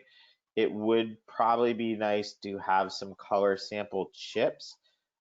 Maybe we can follow up offline. I don't think those are available, but I can probably try to feed that feedback directly back to like Catherine and Margaret and kind of ask them where they're at with that if it's something that they're working on currently. So coming from a graphic design world where, the difference between these two fonts, to me would look drastically different. To everybody else in the world, they're like, I don't see the difference. This is really cool. So one of the challenges with metal engraving, so plastic engraving is easy. They just take a clear plastic or a clear glass, they paint the back, and then they just burn away the paint where the text is, and then the light shines through. Okay, easy. We don't start with clear metal. For metal, you're cutting away, right? You're cutting away the material and making an opening for the light to shine through the metal. So if I'm using this Y here and just cutting out that Y, that's easy. But what happens in like here or here? This is called the counters of eyes, right? So that opening in the text. So one thing that I think is funny, you might already be starting to think, why is this challenging? At Lutron, when they were developing this engraving process, it was such a pain in the butt they called, instead of the counters of eyes, they referred to these as A-holes, right? So like the hole in the A, so it's just such a pain. So looking at cutting away the material here, if I were to cut out a circle or the letter O, what would happen, right? If I literally cut out this shape, I think back to like Looney Tunes and the Roadrunner and the Coyote, and there's a saw, and on the floor, you're cutting a circle with a saw all the way around yourself. And then eventually you have the floor drops out, right? So the same thing would happen here. We'd literally just be left with a hole in our keypad. So we can't do that. So we use something called webbing. So instead of cutting out this one shape, we cut out this shape here, we cut out this shape, we cut out this shape. We're cutting out a bunch of little shapes, and these are called bridges. So these are little metal bridges that we don't cut away. And then when we illuminate this from behind with the backlighting, those little bridges, that webbing, it just disappears and it just becomes this glowing ring of light. So that's part of the magic of Palladium. And when I say magic, I mean why it costs so much, right? So you won't pick up on camera here because those little bridges are so small. But now if you look at, next time you look at one of these in person, you will never be able to unsee this, right? I basically just spoiled the magic. I told you Santa Claus isn't real. You will always see this, but then when you light it up, you won't be able to see it. Customers not going to notice it. But I think it's actually a pretty powerful story to tell. And this thing needs to withstand those thousands and thousands of button presses without those bridges breaking or bending or anything like that. So I just think that's a really neat part of Palladium that you guys should be aware of. Here you can see it. So when we start dealing with products like the thermostat, you have a fan icon, this calendar icon, things like that. They're gonna have so many precise cuts to do that engraving, and it really required Lutron to adopt um, next level technology to be able to get that precise with the 11-point font on a keypad. Last but not least, the dynamic backlighting. And look, guys, this is a class about selling HomeWorks and why everything else. If you're talking to the specification community or the homeowners or anybody else, really, that bait on the end of the hook oftentimes is going to be something like the keypad and showing them, well, here's the alternative. Here's 20 dealers or 20 dimmers slapped on the wall in your, $1 million kitchen, right? Or we can have something beautiful like this. And the other thing I found, people who have lots of money, I've noticed this really strange, very scientific phenomenon that happens. It's like the more money you have, the more sensitive your eyes are to light. I'm sure some of you guys have run into this with some of your more discerning customers where, oh, that one LED, I haven't slept for a week because that one LED 20 feet away has kept me up all night for a week. Or, no, I swear these shade fabrics don't have the same openness factor because, it looks like there's more light coming through this one than that one.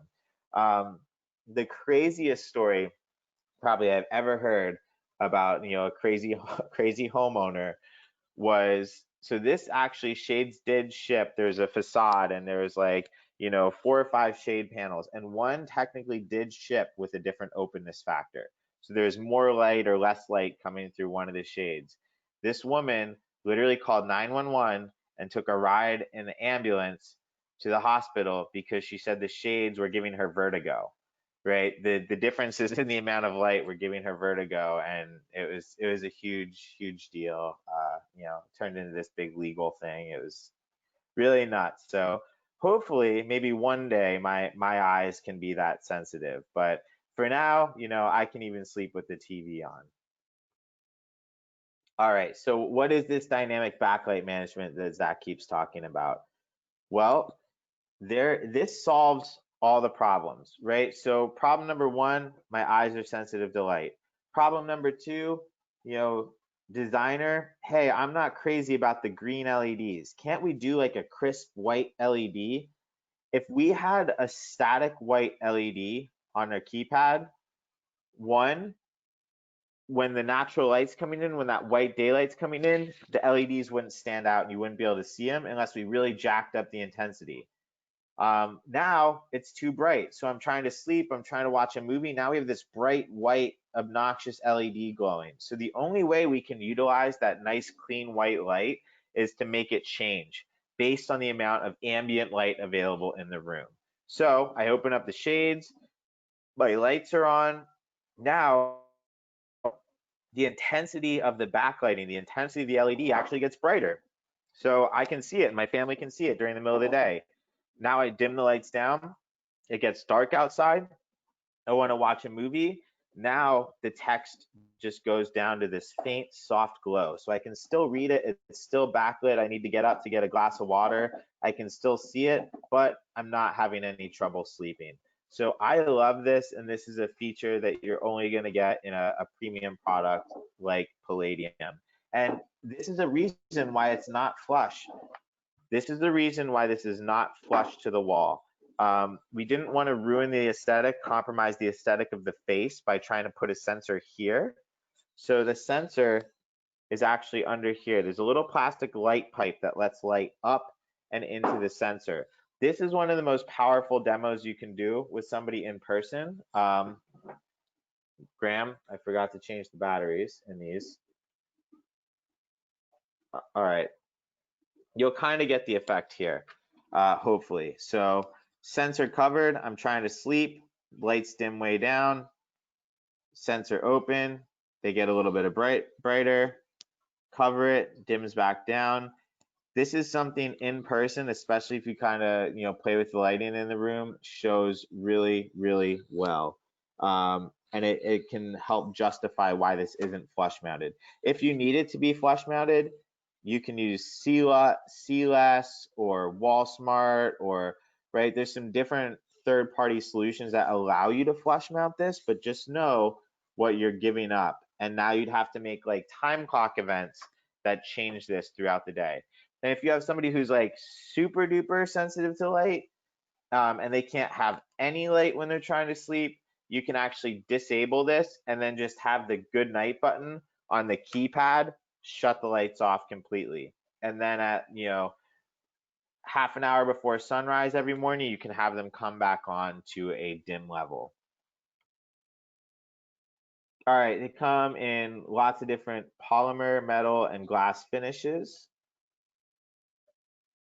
And keep an eye on this. Things are always changing. So for instance, like I don't know, antique brass is now offered as a standard metal color that used to only be custom. Lutron really got the process down, and they say like, hey, because of this antiquing process, there's going to be slight variations in the product, right? It's to be expected, and everybody's cool with that. They're like, yeah, that's how it works. So that is now available as a standard. So what I'm saying is keep an eye on this stuff. Finishes change. Lutron comes out with new finishes. Maybe they'll come out with different stuff for bottom bars. Maybe they'll come out with finishes that coordinate better for the shade brackets, right?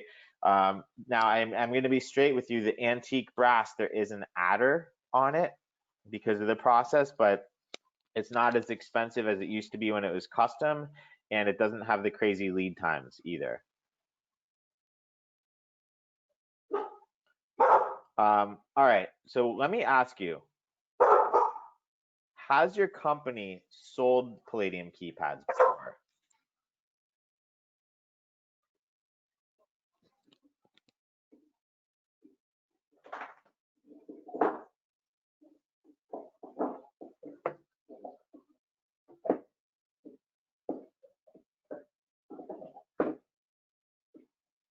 All right, let's take a look at this. All right, good. We have a lot of yes, of courses. Love it. We have some yes, but not very often. And there's a decent amount of you that haven't sold Palladium keypads before. So I can tell you right now, the reason that they are not on every job is because of the cost. It costs more. Now, there's plenty of ways that you guys can approach this. you could maybe not show such, an itemized thing saying like, well, this keypad is $500, this one's $300, right? You could focus more on the cost of doing the rooms or the job or like all the keypads, right? And how much the price changes.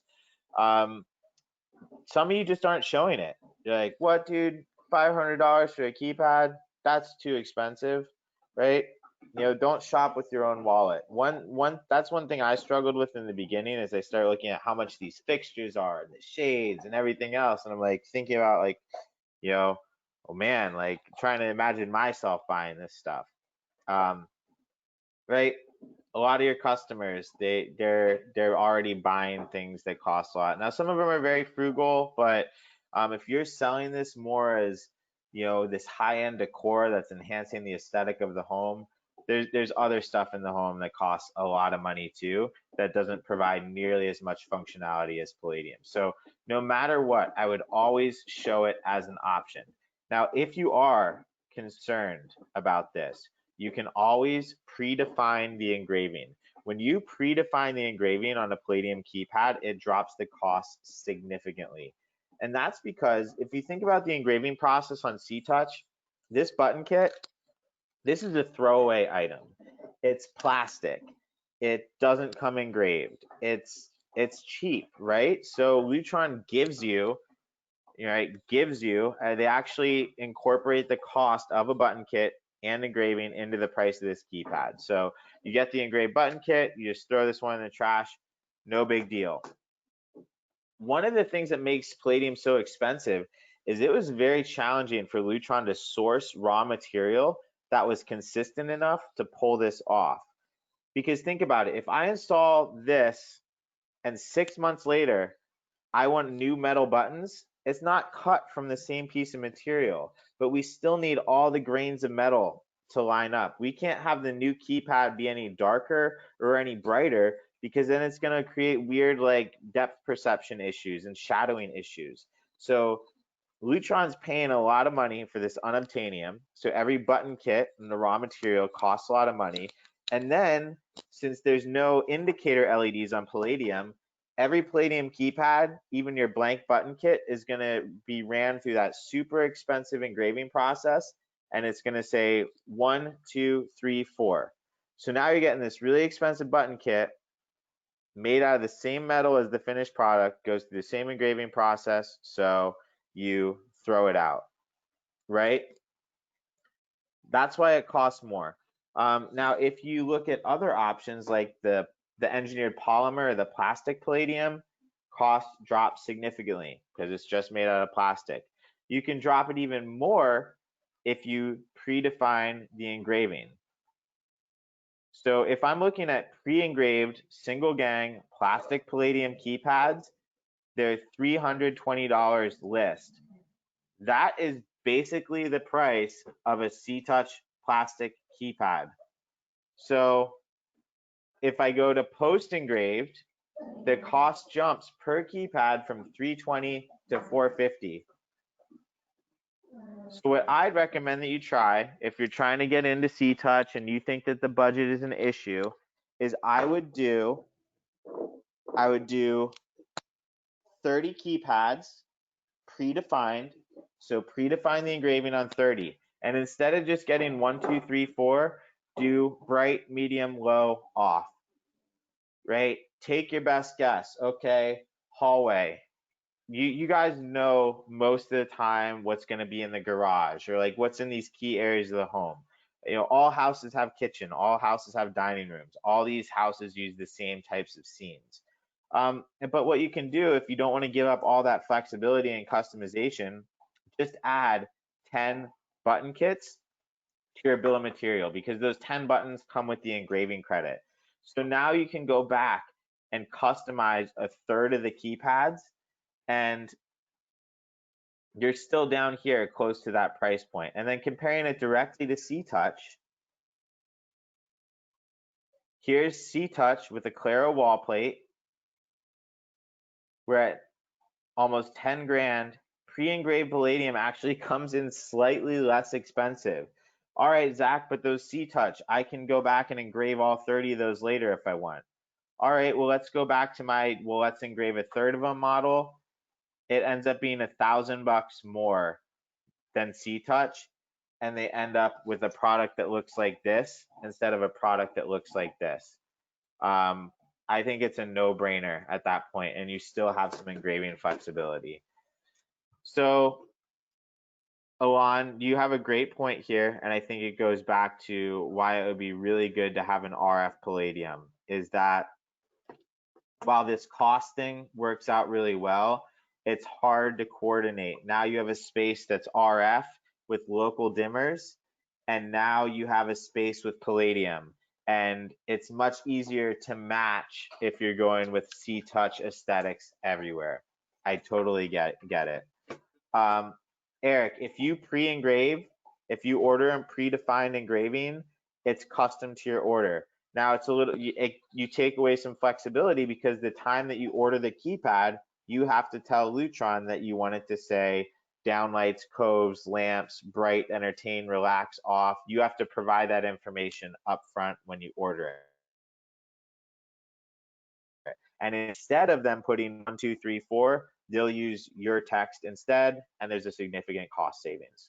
So the other thing that you have to consider in all this is the cost of actually going back to change the button kits. This is easy. I pop the wall plate off, pop the button kit on, pop the new button kit on, I'm out, right? Nice and easy.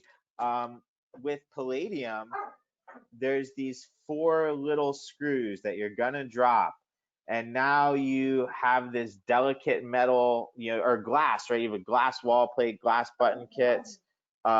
You drop that on the polished concrete floor. It takes a lot of time. Imagine having like 50 different keypads. Quiet. You have 50 different keypads, and now you have to go back one by one. You have to pull it out of the wall. You disconnect the QS link. You pull this Palladium sandwich apart with the 4 different screws. This takes a lot of time. So I'd much rather you try it, right? You try the engraving. If you get it right, you never have to go back and redo this. And Lutron actually, if you order it pre-engraved, they pay some dude, I feel bad for him, to sit there because the button kits and the wall plates actually come from 2 different factories. Here's some guy at Lutron who puts this sandwich together and puts in all 4 screws, puts it in the box, sends it to you like that, so then you can just go put it in the wall. Alon, I touched briefly before on the difference between US and international when I was talking C-Touch. I know you had to hop off for a bit. And the one thing I mentioned that would apply to Palladium as well is the backbox considerations. So Palladium does come in the single and dual column square style international plate. And what I like about that is that it just uses one box, whether you go with 1 column or 2 column. So that way you can place all the boxes as placeholders and then later decide, all right, do I need 4 buttons or do I need to go out to 8 buttons with 2 columns? Back box stays the same. So that's really nice. But it's not a typical back box. You do need the international back box. It's something you need to consider. And the other thing, like I mentioned before, now you want to make sure that you don't have any US stuff on the same horizon, on the same plane, because now the US stuff is going to look taller and skinnier and the lines aren't going to line up, and that could bother some people. Now, if you put the receptacles down low and you put the keypads up high and everything lines up, yeah, then it looks good. And I think that if you are going to use Palladium thermostats, that the international style keypad is going to coordinate a lot nicer if you're using the thermostats as well. Talked about dynamic backlight management before. I'm just really quickly going to actually talk about the keypad wiring. I'm going to give you guys a 5-minute break. Then we're going to talk about, we talked a lot about the input devices. Now we're going to talk about the output devices. So like the DIN modules, the interfaces, stuff like that. But good news is the keypad wiring is easy, and no matter what keypad that we just talked about, the wiring is the same. It's always this 4 conductor. So it's going to be like 1 pair of somewhere between 18 and 12 gauge, and for the power, and then one pair 22 to 18 gauge. And Lutron does want that data wire to be shielded from the power. So here's power and common. Remember, 24-volt DC and common.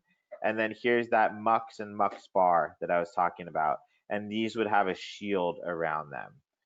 You have a total wire length of 2,000 feet. So that's adding up all the different devices. And these are all going to be run off of a power supply.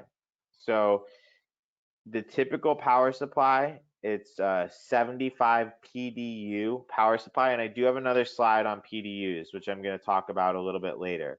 But basically, each keypad is going to be 1 PDU. Your processor is going to take some power. Your keypads are going to take some power. So Eric, if you had more than, let's say, 60, 70 keypads on one link, you would just need to add another power supply, but you'd be adding that like at the processor. Typically, you're not going to be adding it like out on a run somewhere. You just split the runs up, and you'd power this set of runs from one power supply. You'd power this run from another power supply, and you'd split it up that way. But what you are not going to do if you're brand new to this, guys, right? What you are not doing is you are not daisy chaining 99 keypads out there off of the processor. That would be a troubleshooting nightmare. You'd go from here down to a wire landing board, and then you'd go out from there. So Eric, the PDU thing is kind of vague, but in a way, they're just trying to make it easier, and they're not wanting you to have to worry about the wattage calculations and the voltage drop calculations based on different gauge wires and stuff like that. And Lutron's always going to err on the side of caution to guarantee you that like it just works. And then the PDU thing does sound a little crazy, but the more you get used to it, it's not that bad. Like each keypad's 1 PDU. This is 8 PDUs. There's interfaces that are 3 PDUs. And quite frankly, most of the way, the way these things are split up, like you're gonna have one power supply for the link, and you hook up all your devices to the link, and you're fine. It's not super often where we're maxing out every link on every processor to its max 99 devices. The software has a built-in calculator, and there is a document called the PDU spec sheet. Come here, Tino. There's a PDU spec sheet that kind of lists out it more in chart form. Peter, Lutron would not recommend using the 24-volt from the keypad to power any other third-party devices. I mean, at the end of the day, it's 24-volt DC power, and on just like random stuff, right? I've grabbed like a Lutron power supply and powered up an Ethernet switch and stuff like that. But I'd keep all that stuff isolated just for other reasons too. So yeah, sorry, going back to this, you would have this coming down to what's called a wire landing board. And then from your wire landing board, you'd have different runs going out. So like, okay, going down this hallway to those 2 bedrooms, they're on this connection. And I have 8 keypads wired up. Now I have a problem. Somebody put a screw through my keypad link. Somebody miswired a keypad. They jammed the connector in upside down. So I see a scrolling, right? I see this scrolling happening on my keypads. If you had all 99 devices just daisy chained together, you'd be going like one by one trying to figure out where the problem is. If I just have runs of 8 going out from this wire landing board, I can just start disconnecting those runs until the problem stops. Then I'm like, ooh, all right, I just disconnected those 2 guest bedrooms and the problem stopped on the link. Now I can just systematically go through those 8 keypads. And yeah, the return loops are a good practice. I have a best practices here towards the end, and bringing that loop back is always a good idea. Now don't connect that loop, But if you have a problem going out, you can disconnect the one end, plug in the other end. It helps a lot for troubleshooting. Now, what kind of cable are you actually going to buy here? It could be called GRX cable, graphic eye cable, QS cable, Lutron cable. It comes in lots of different names. Depending on like where you buy from, whether it's Lutron or a distributor, like you're gonna see varying prices. It is kind of expensive. So there may be a third-party cable that has these same specs that you guys can end up using. Or, if it's not gonna, make or break the job, you could just get the Lutron cable. And then if you're ever talking to tech support and he's trying to go down you have the wrong cable rabbit hole, you can be like, no, dude, I have the QS cable. It's fine. And at the end of the day, it's just adding to your Lutron dollars as well. So that's a decision you guys can make as a company. Just make sure that it follows these specs. And look, just if you're a more visual person, you're not always going to be going right to the link, right? You're going to go link to wire landing board and then out to your keypads from the wire landing board. If you want to run a return loop back, you could do that. You just would have the cable open there and labeled. You just wouldn't connect it. All right, last, actually, let's take a quick break here. 5-minute break, guys. Just grab a coffee, use the restroom, do what you have to do. And now we're going to shift from the input devices to the output devices on the QS link.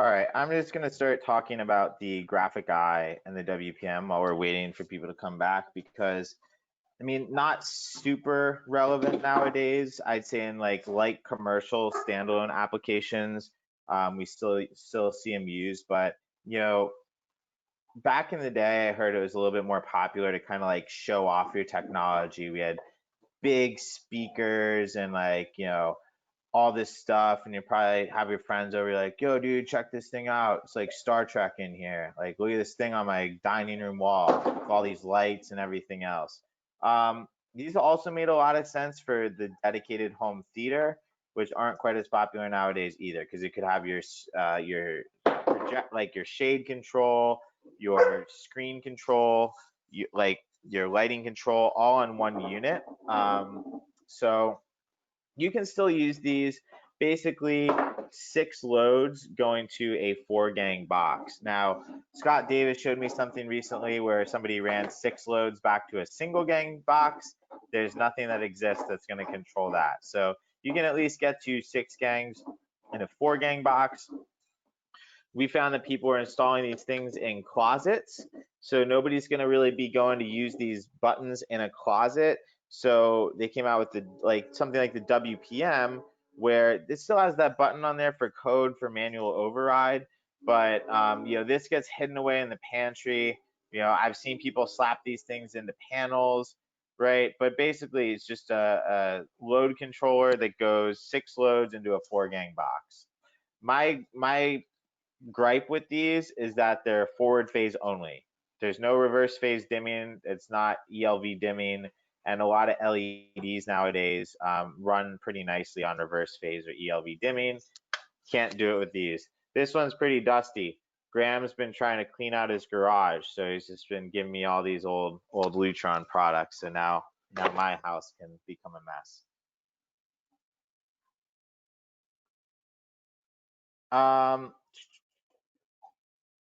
Marius, I'll have to check on all the different finishes available for the graphic eye. I don't use them a lot, so without pulling up the spec sheet, I couldn't tell you off the top of my head what finishes they're available in. But we'll double check on that offline. All right, so I would say if there's 3 most important parts of this presentation, it's the QS thing versus QSX, right? Kind of what's going on with that, where the integration's at, how should I be designing these systems, not using the RPMs, then the Palladium keypads, and then DIN rail. Like, this ties into the whole not using RPMs story. RPMs are great. They've been around for almost as long as I've been alive. This graphic eye, born in 1987. I was born in 1987. RPMs haven't been around quite that long, but they've been around for, I don't know, probably 15, 20 years at this point. We're moving into the new generation of dimming modules. So aside from the fact that they won't work with the new processor, why would you use DIN rail modules? It simplifies the system architecture. Before, you couldn't get everything onto these 2 links. You'd have to use another processor for the panel link, because the old RPM panels, they're off in their own world, in their own land. They're only on their own RPM panel link. They're easier to commission. So once you know what you're doing with the MIs and the RPMs, it's fine.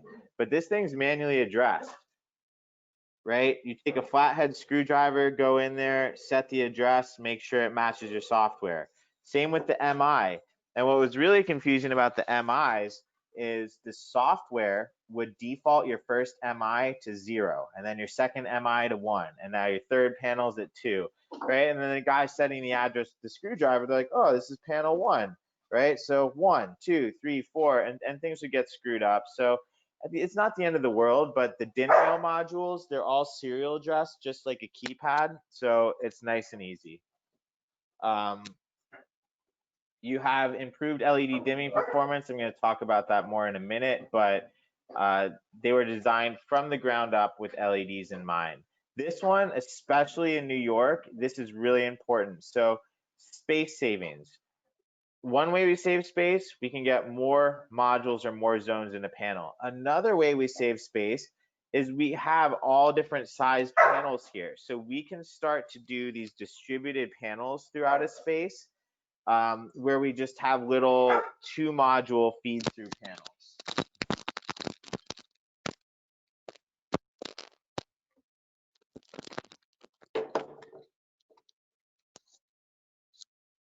I'm sure some of you have kids at home, maybe can slightly sympathize with my situation. My girlfriend's at work today, so great timing. Installation flexibility, because there's no MI, we can get down to those smaller panels with like a very small footprint. And then since these new modules are QS devices, just like a keypad, we know if it goes offline. This thing here, I could literally rip it out of my panel and throw it in my fish tank, and the system would still keep streaming data to it, and it would never know that a critical component of the system went offline. With the DIN rail module, just like a wired keypad, if it can't communicate, the system gets a notification that we can no longer talk to it, and you guys can be more proactive about fixing the problem. What kind of dog? I have 2 dogs. I have this Rottweiler, who's the best dog in the world. He's amazing. And then I have this lab mutt pit mix thing who I love her, but she's just, I trained him the same way, and this one turned out awful. So she really doesn't listen at all. Looking at the DIN rail modules, we have phase dimming, 0 to 10 volt dimming, switching, ecosystem, 3-wire motor control. Somebody asked me about this the other day. They have these big drapery tracks. They're 120 volt. So you'd use something like this 3-wire motor control. And then we do have another dimming module on here that I'm going to talk about in a second. It's the 4A5 that can do a full circuit of dimming. So like 800 watts in the first output, 500 of the others. I'll talk about that in a minute. There's feed through panels and breaker panels. So we have always had feed through and breaker. If you're newer to this, I'm going to talk a little bit about why you would use one versus another. Now, looking at the RPM technology versus the DIN, this was designed for LEDs from the ground up, no minimum load. So when I first heard about these DIN modules, one of the questions I asked the engineering team was like, okay, what's the minimum load? Like, there's no minimum load. And I'm like, I don't get it. And they're like, well, the second that you boot this up, each output's minimum load is already met out of the gate, like when you power it up. So you're already good there. So you can just put like that one little 5-watt LED step light on the output and not have to worry about minimum load issues. There's no module interface, so you don't need that $700 module interface that takes up space in the panel. You don't need that extra link, which sometimes bumps you out to an extra processor, and the 2-way feedback. I'm going to skip this module for now because we're really moving over to the 4A5. But if you guys were going to use the new LED Plus DIN module and try to use it in QS, this would be the module that you'd be using.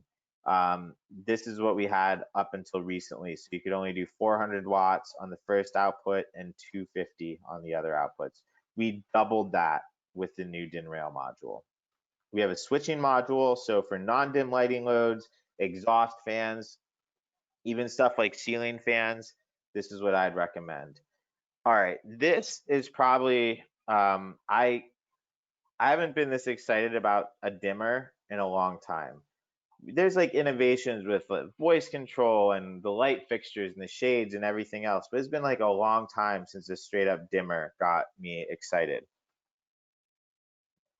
So obviously the wattage limits got me pumped up. 800 watts, 500 watts on the other outputs. These are the incandescent halogen numbers, but I've been told by Lutron Engineering that if you guys have reverse phase LED loads or trailing edge LED loads, that you will probably be able to get close to these wattages even with LEDs. And that's because of this ARTIS ICM technology. So that's inrush current management. It withstands LED inrush, so this driver failures, ball blowouts, somebody connecting a load hot, dead shorts even, so miswires that could typically damage a module, it can protect itself against. And I'll show you guys a couple charts here. So this right here is a typical inrush event. So this is like best case scenario. This is actually a NEMA 410 compliant LED load. And when we turn this thing on, right, it gets connected. We see a 270 amp peak here. So this is on an oscilloscope. We measured this. Now here's that same event, but with this ARTIS ICM technology, this inrush current management. So what happens is the dimmer sees that starting, and then it shuts itself down, and then it spreads out that event over time.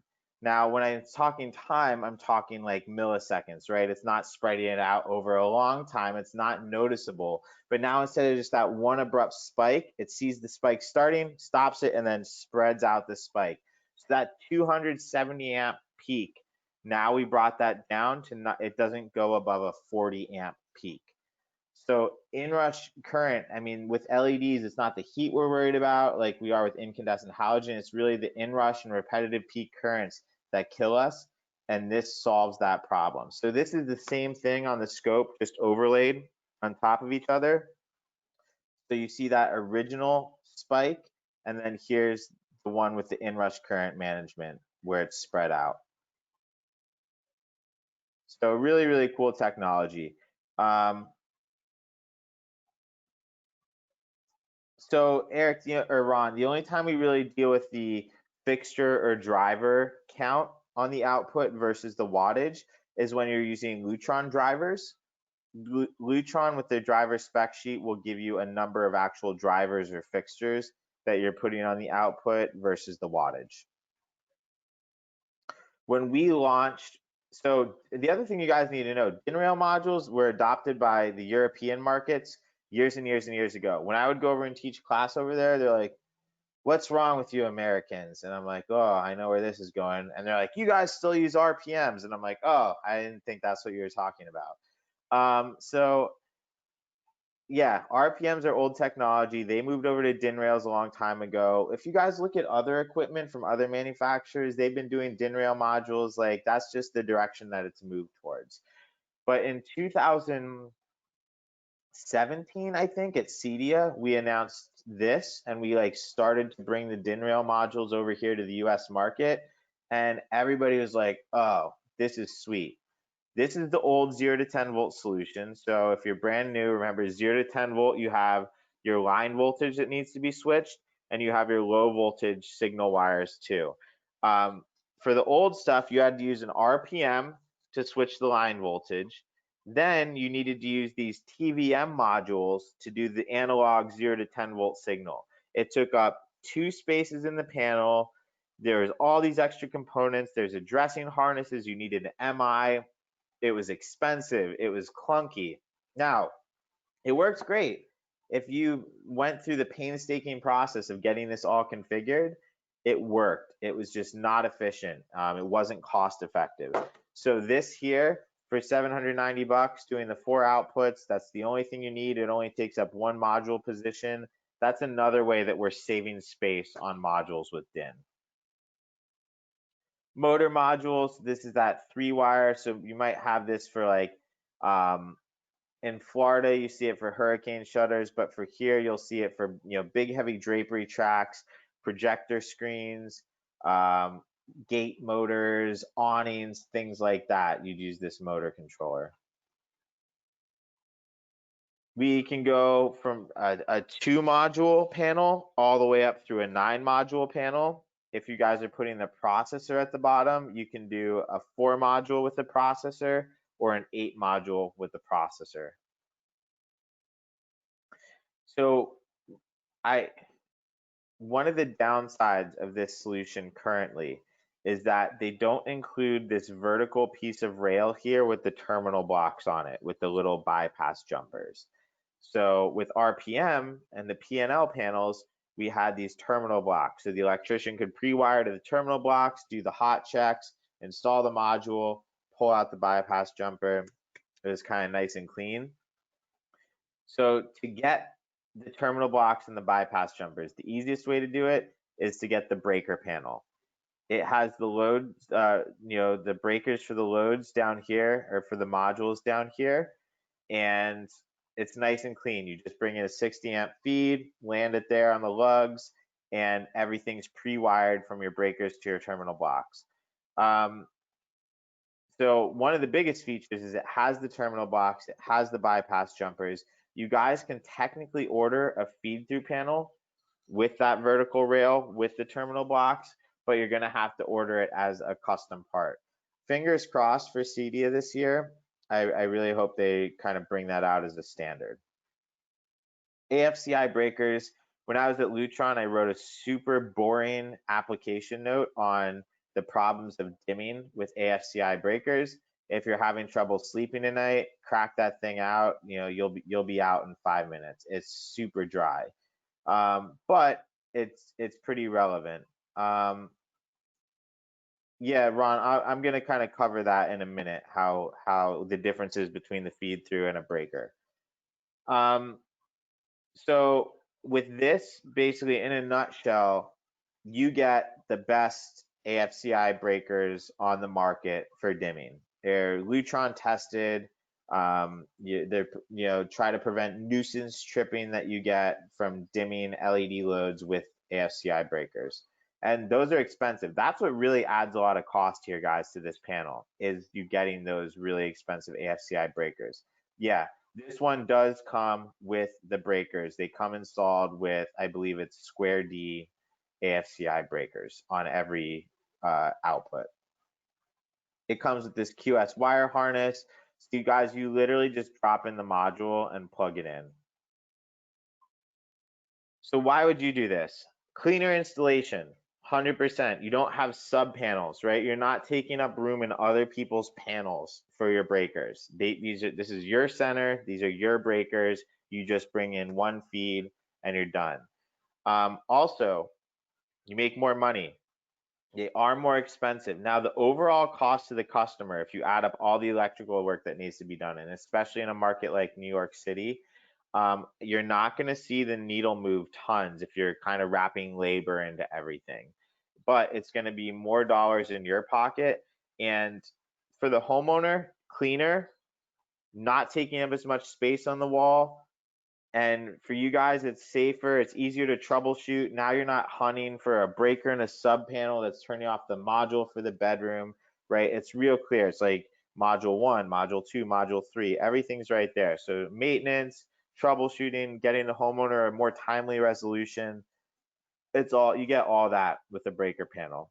So Ron, looking at the two layouts here, in one layout, you have a lighting sub panel with your breakers, and then you're running a feed over for every single module. So if you have an 8 module panel, that's 8 feeds going from the sub panel to the feed through panel with your modules. Or if you go with the breaker panels, you're just running 3 bigger main feeds over from like the main panel, and you're not taking up space in the sub panel. Depending on how much the feed wiring costs, that's a little aggressive, but even if you're $100 a feed, the overall cost to the customer doesn't go up that much, but you guys are making a lot more on the Lutron dollars.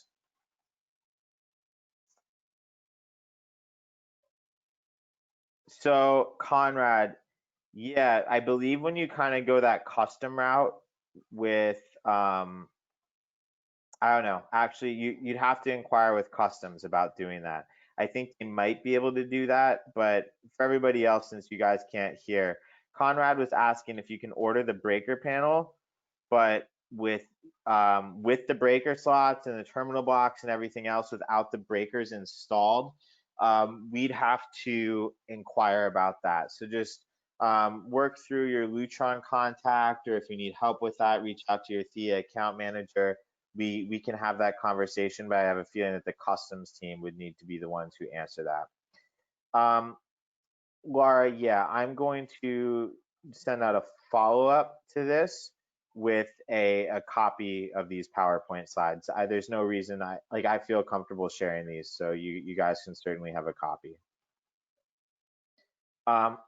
One of the first places you might have seen DIN-Rail modules is with ecosystem. So ecosystem is very similar to Dolly. It's actually based on the Dolly standard. It's this digital addressable lighting protocol. It's just a lot more flexible and it doesn't have the same limitations as Dolly. If you go over to the European markets, it's like everything's Dolly. Like everything is Dolly. And basically you just wire all the fixtures hot and you run this 2 pair of wires, like an 18-2 to every fixture. And then after the fact, you just go in and digitally zone and digitally address the lights, and you send digital information to the drivers telling the lights what to do.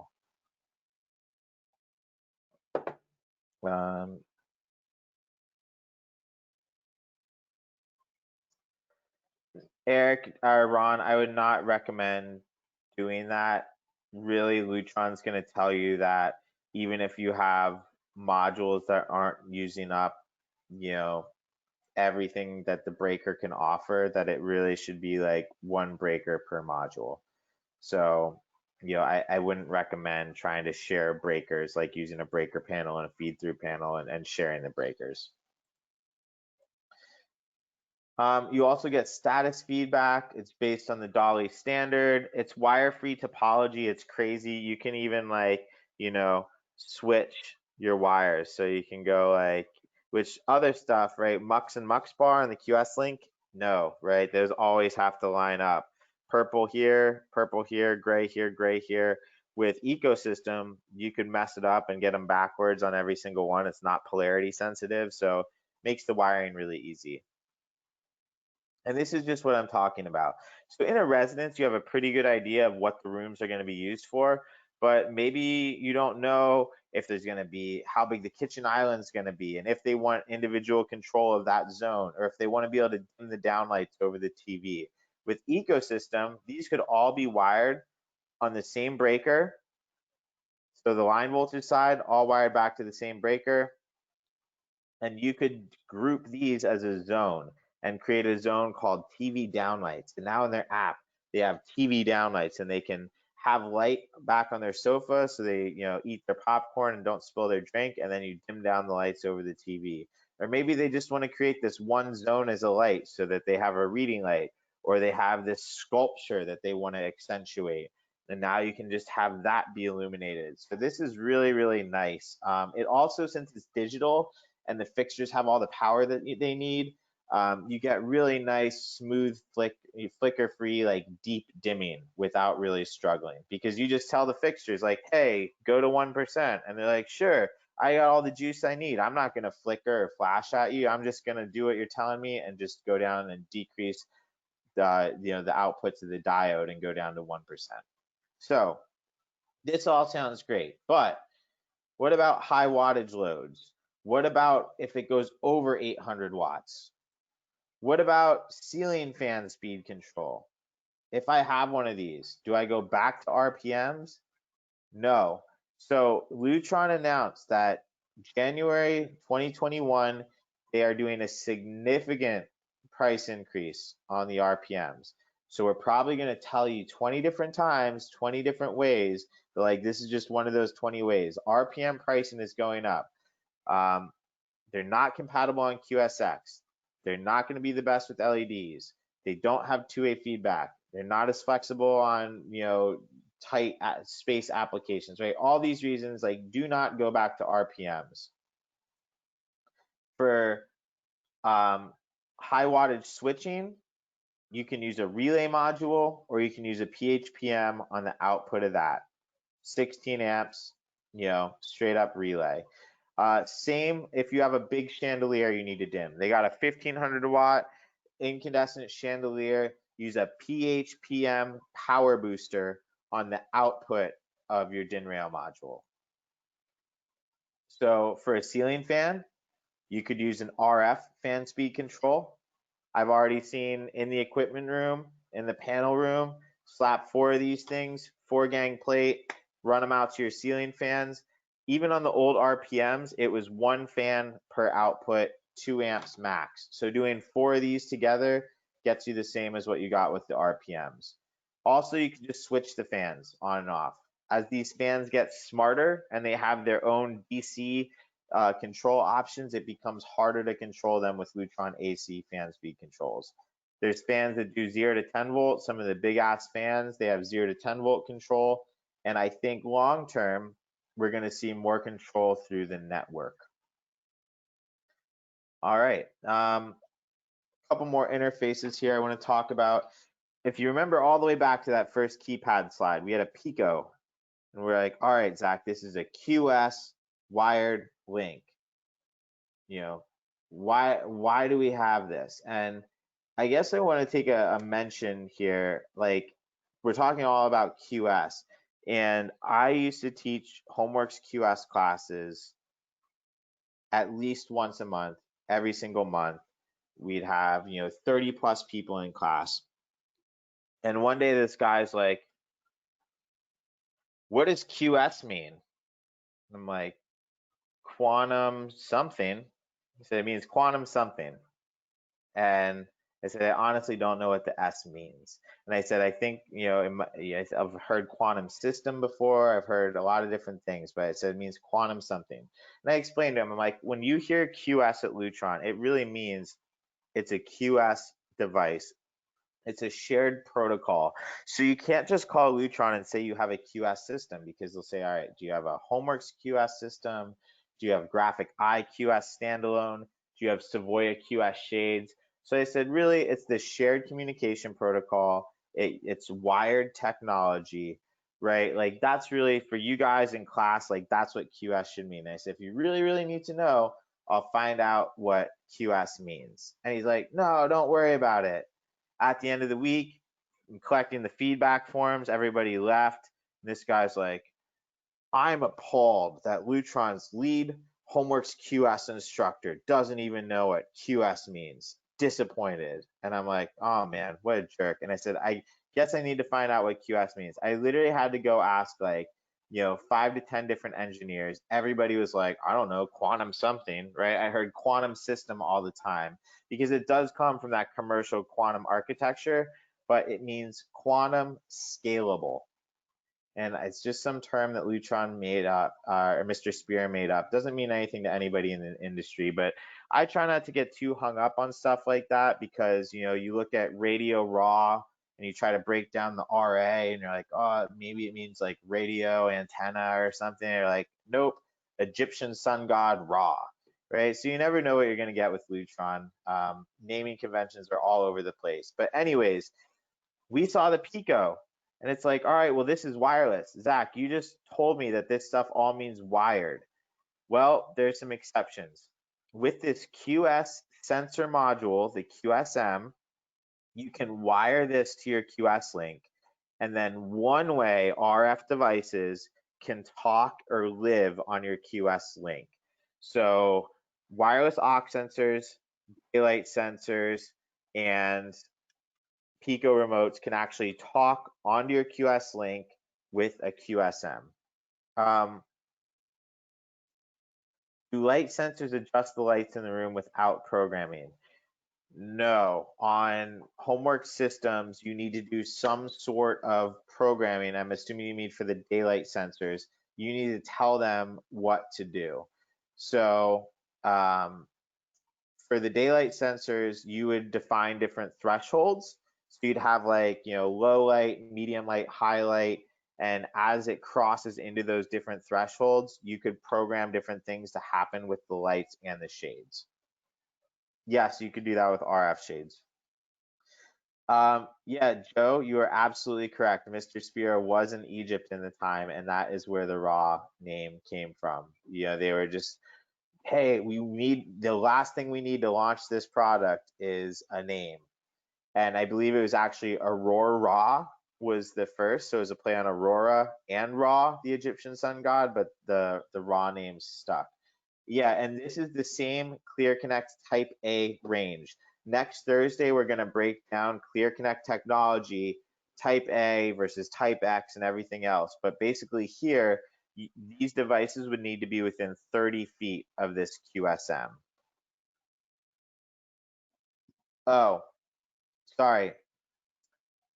I reread your question about RF shades. I thought you were talking about the sensor maybe controlling the RF shades.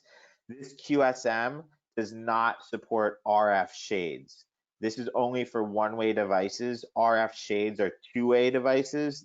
They need something to talk out to them. This QSM is only listening. It's not talking. So it does not work with RF shades. It does not work with RF dimmers. It does not work with RF keypads. And yes, you could put, anywhere you have a keypad link. If you're just trying to add a sensor to the master bedroom closet and it's all the way out on the west end of the house and you don't have the RF link going all the way out there, you don't need to worry about getting repeaters all the way out to that end of the house. What you can do is just tap into the keypad link, put one of these in the walk-in closet, and now you have sensors. So yeah, you can do as many of these as you want, right? You're just looking at the 99 device count for that. You can associate 10 occupancy sensors, 10 picos, and 10 light sensors to the same QSM at the same time. You're not going to do that in a residential application, but you could. You could use this to save on device count. That would be another creative way to use this. Maybe your RF link is kind of maxed out, but your QS link isn't. You could transfer some picos over from one link to another, or your sensors. Another reason that you would absolutely use this is if you had battery powered shades on your RF link and you have sensors, it's always good to separate your sensors away from those battery powered shades because sensors are very chatty. They talk all the time. Battery powered shades try to go to sleep to save their battery life. Every time a battery powered shade hears somebody talking on their channel, they wake up and they're like, oh, not for me, I'll go back to sleep. But they're constantly waking up, sleeping, waking up, sleeping. So it keeps them from staying in that deep sleep mode and it really kills battery life. So instead of having your sensors on the RF link with your battery powered shades, you can just move your sensors over to your QS link on a different channel. So every time they talk, they're not waking up your shades. So that would be another reason that you'd want to potentially use this. Versus you could always do two RF links, but now you might be adding another processor, another hybrid repeater, right? So it's good. We use these all the time in commercial, but you can absolutely use them residentially. Now, speaking of commercial, we stole these light sensors from the commercial world and from Quantum. So these light sensors, daylight sensors, only work through the QSM. Even though these are Clear Connect devices, you cannot put these on an RF link with a hybrid repeater. They have to work on the QS link with the QSM. These talk all the time, regardless of whether they see motion or not. These are going to report back to the system every couple minutes. So that's one reason that we don't put them on the RF link. We don't want these guys chatting too much. Here, if you guys are going to do daylight sensing, which isn't super common in residential applications, but if you're going to do it, I would use the pair. It's always going to be more accurate when you have two sensor locations. Also, this thing here, this is supposed to go on the glass of the window. So now your customer has this like multi-million-dollar view and you're going to stick a sensor right on the glass? No. So these are like mullion mount. So you can mount them like 80% of the way up, but if the shade is all the way at the open limit, depending on how the window is set up, they could potentially still see these things. QSE IO. So there's a couple interfaces that look similar to the processor that communicate on the QS link and are powered on the QS link, and this is one of them. This is really going to be like your main contact closure input and output board for HomeWorks. In Radio Raw 2, we have the VCRX. We also have the VCRX in HomeWorks, but This is like the main unit that you use, the IO, the QSE IO. It has a bunch of inputs, a bunch of outputs. You can wire occupancy sensors to this. From your outputs, you can go to like a gate motor. But right, this is probably one of the most simplest forms of integration. Is it open? Is it closed? Right? Does the sensor see motion and close? Sensor doesn't see motion, it opens. And then you program off this thing, opening or closing. Really, really simple form of integration. This does get powered on the link, so it takes up some of those PDUs. And then I'd have to look at the spec sheet, Peter, to see what it's rated for. Honestly, I don't know off the top of my head. So speaking of spec sheets and resources and everything else, Lutron.com, you can go to my resources and poke around there. What I'll do a lot of times, like if I was going to look this up right now, I'd go to Google and I'd type Lutron QSE-IO and then the word spec. And the first thing that will probably come up is the spec sheet from Lutron.com. And then you can double check on those on those contact ratings there. Serial address, just like a keypad. Wall box closure interface. This gets wired to your QS link. That's why it has power, common, mux, and mux bar. But then you can wire, this is designed to go in the box behind a third-party keypad. This is like a Meljack keypad if you've never seen any before. But look, we'd rather have you guys sell 80% of the system than 0% of the system. So they go with somebody else's keypads, fine. We'll still sell them the shades. We'll still sell them the HomeWorks keypads. We'll still sell them or not the HomeWorks keypads, but the panels and the dimming modules and maybe the catcher fixtures, right? We can do everything else, and then the designer can choose whatever keypads they want. Just be careful if you're getting into this. Things like raise, lowers, things like that get kind of complicated. If you're just doing like, shades open, shades closed, lights on, lights off, that stuff's easy. But be careful about what you promise. Take a look at what's involved with the programming before you really dive into a job like this. And once again, if they're stoked on keypads that look like this, take a look at some of the custom keypad options from Lutron. That we have something that can look similar to this. Or show them Palladium. Oh, you like metal keypads? Check this thing out.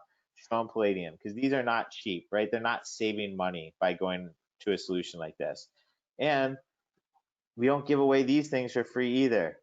You're still technically selling a Lutron keypad for every third-party keypad. I think this thing's like $200 per keypad, so you're still making money there. All right. Let's see here. I think I kind of forgot about the poll questions.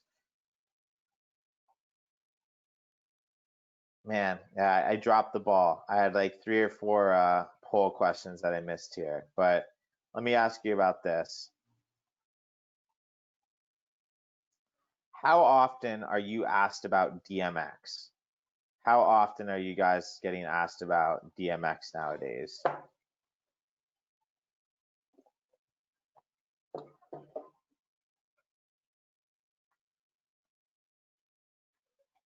I'm not a dad, but I threw in a dad joke, and I feel like based on the conversations about Home Alone and Boy Meets World, some of you guys would get the reference, the DMX reference there. So I appreciate you guys having fun along with me. So I know firsthand that a lot of you guys are getting asked, not on every job, but somewhat frequently about DMX solutions. I've been talking up Lutron a lot on this presentation, but I'm not going to lie to you and say that they have a perfect DMX solution. I think Lutron knows they don't have a perfect DMX solution. And one of the reasons that it's not perfect and it's so limited is that it only has 32 channels. Now, I could teach a whole nother webinar just on DMX control with Lutron, and I may end up doing that. I'm currently working on a video that addresses how to do it. But you can only do 32 channels per controller. And if you have an RGB fixture, red, green, blue, that's 3 channels. If you have RGBW, that's 4 channels. RGBW master intensity, 5 channels, right? So to do one fixture, one set of fixtures, now you're eating up 5 of these. Now, if you only have a couple splashes of tape light throughout the house, that's fine. The other thing you need to be aware of is that, this is not going to do all these different fancy shows and like trying to get things to move along that black body curve real smoothly with all these different RGBW color points. It's actually pretty challenging, and that's partially what makes a solution like Tetra so magical and so powerful. So if you have a third-party DMX strip and some millwork and you need it to change red with a keypad button press, or you want it to be aqua on an entertain scene, sure, that's relatively easy. If you have somebody who wants time clock events to change the color temperatures of the light throughout the day, that's going to become a little bit more complicated.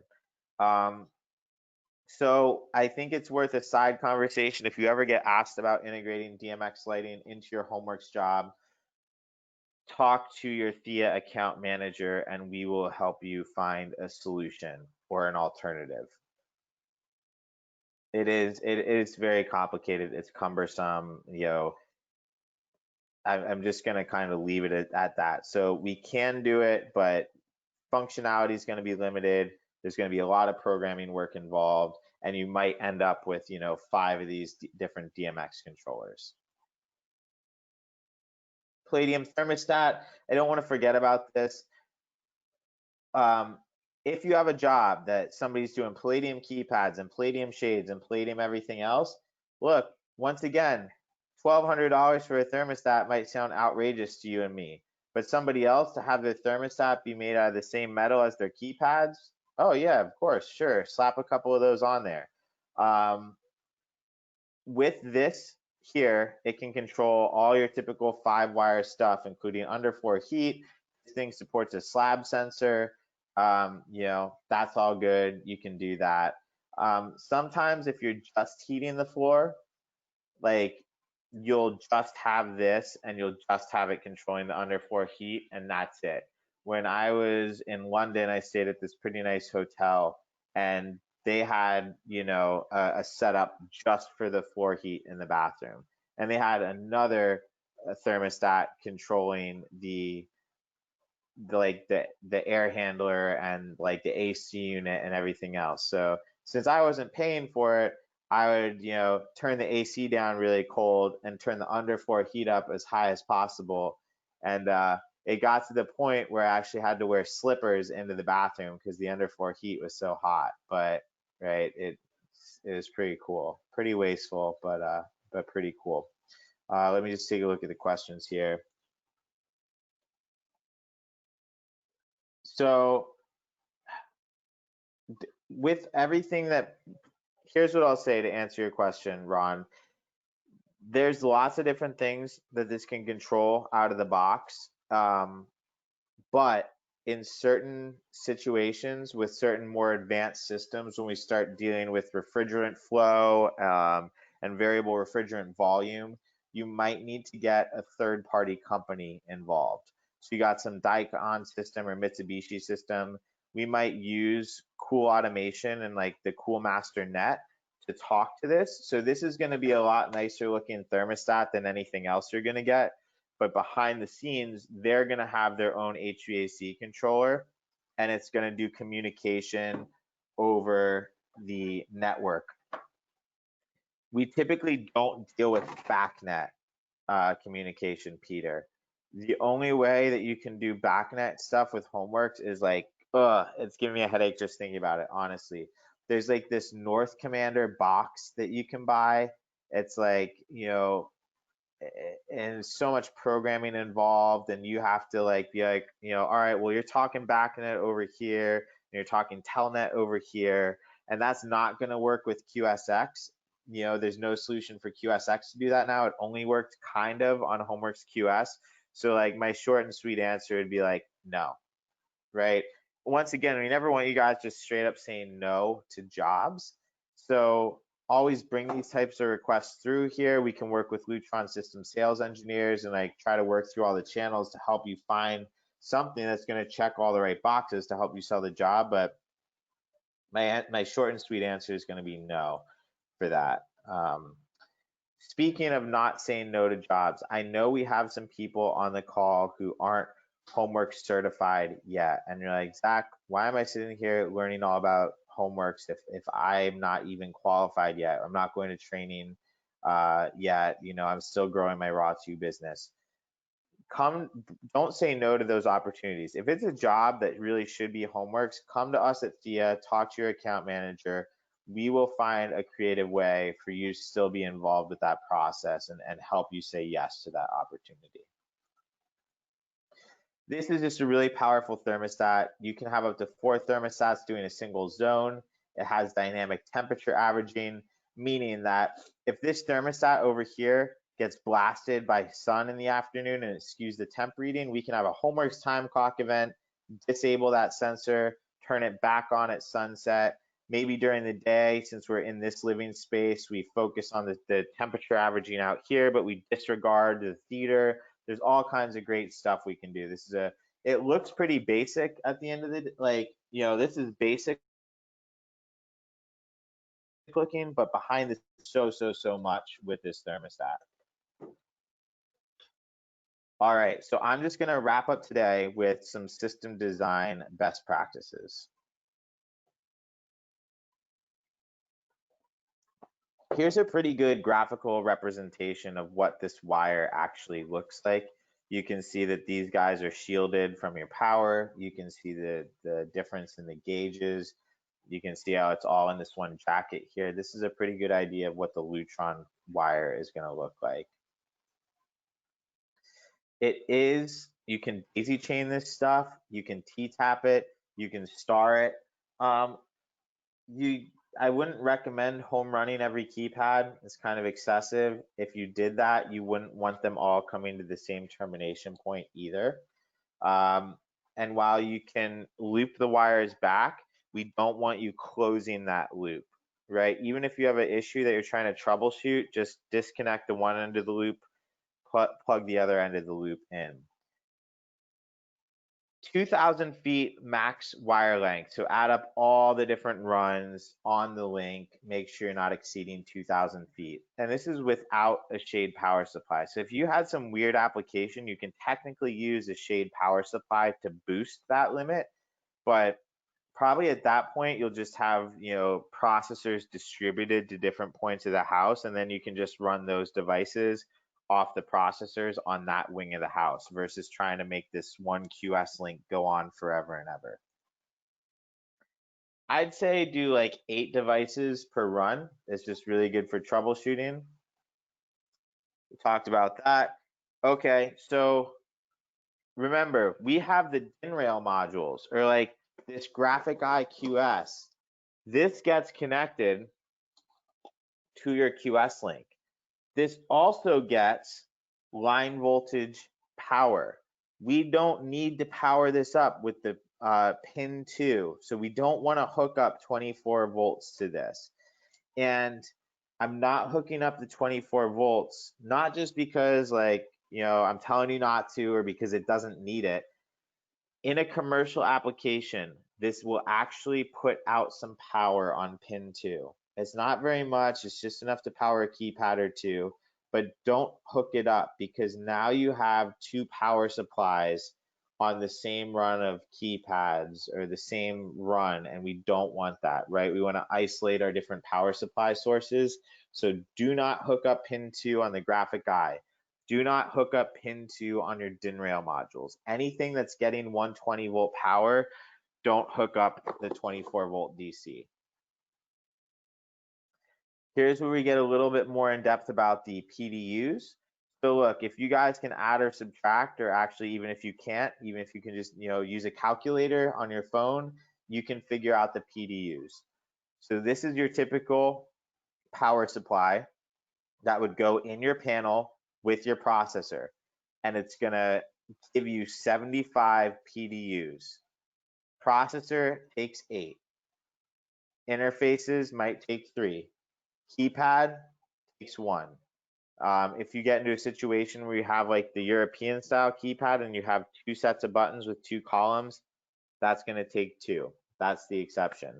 If you have a graphic eye, doesn't add or subtract, right? You didn't hook up pin 2, don't worry about PDUs. Even if you can't add and subtract, the software actually has a PDU counter that as you add keypads to a link, it adds up the PDUs, it adds up the interfaces, and it tells you how many PDUs are required. So don't overthink this, honestly. Typically, if you use one of these power supplies for each link, unless you're really maxing stuff out, right? Like, you know, shades are going to have their own power supply. They're going to be on your QS link.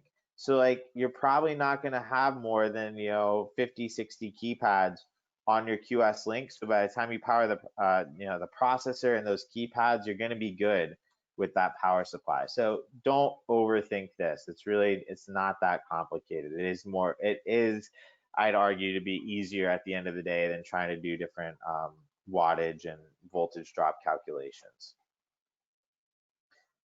So remember back to the very beginning where I was kind of telling you about my past and what I used to do. I used to do these different diamond dealer visits where I'd go out to some of our top dealers and I'd spend a morning with their sales team and an afternoon with their engineering team. And I'd always say, all right, guys, before I even come in, put together a list of questions. What do you want to talk about? What's not typically covered? What aren't you clear on? What can help you sell and be more successful? And I'd have these guys who are great, selling $1 million of Lutron a year, and their sales team would still say like, "Hey, when do we sell Raw 2? When do we sell HomeWorks?" And I'm like, "Look, if they can afford HomeWorks, you sell them HomeWorks. Give them the best solution. They're used to having the best. It opens up all these different options in terms of aesthetics, programming capabilities, how many devices we put on. We're not going to hit walls. We're not going to hit limits. So what I don't want you to do is I don't want you to think in terms of square footage, especially in our market. I've seen some really nice apartments in New York that could be done with Caseta, but if you look around at how many millions of dollars are spent in there, it should really have Palladium keypads, beautiful wired shades, conditional logic, all the things that come along with HomeWorks, and Ketra, and like all these other things that you need HomeWorks for. So just keep that in mind. Sometimes we'll be pushed to HomeWorks. You got this big house in the Hamptons or something like that. Like it needs to be HomeWorks. Um, Oftentimes we want to lead with these premium solutions, and if we need to reel it back in a little bit and go down to Raw 2 or Raw 2 Select, we can. This package, we don't have one of these yet for the QSX processor, but there's ways that you can get creative. If it's a smaller unit and it's RF to RF, that's the hardest conversation to have because the dimmers and the keypads are like literally the same. They just cost more with HomeWorks. So it's like, if it's retrofit, Maestro dimmers, why do I go HomeWorks? You're really gonna have to like start to sell the story more on what we can do with the advanced programming that HomeWorks offers.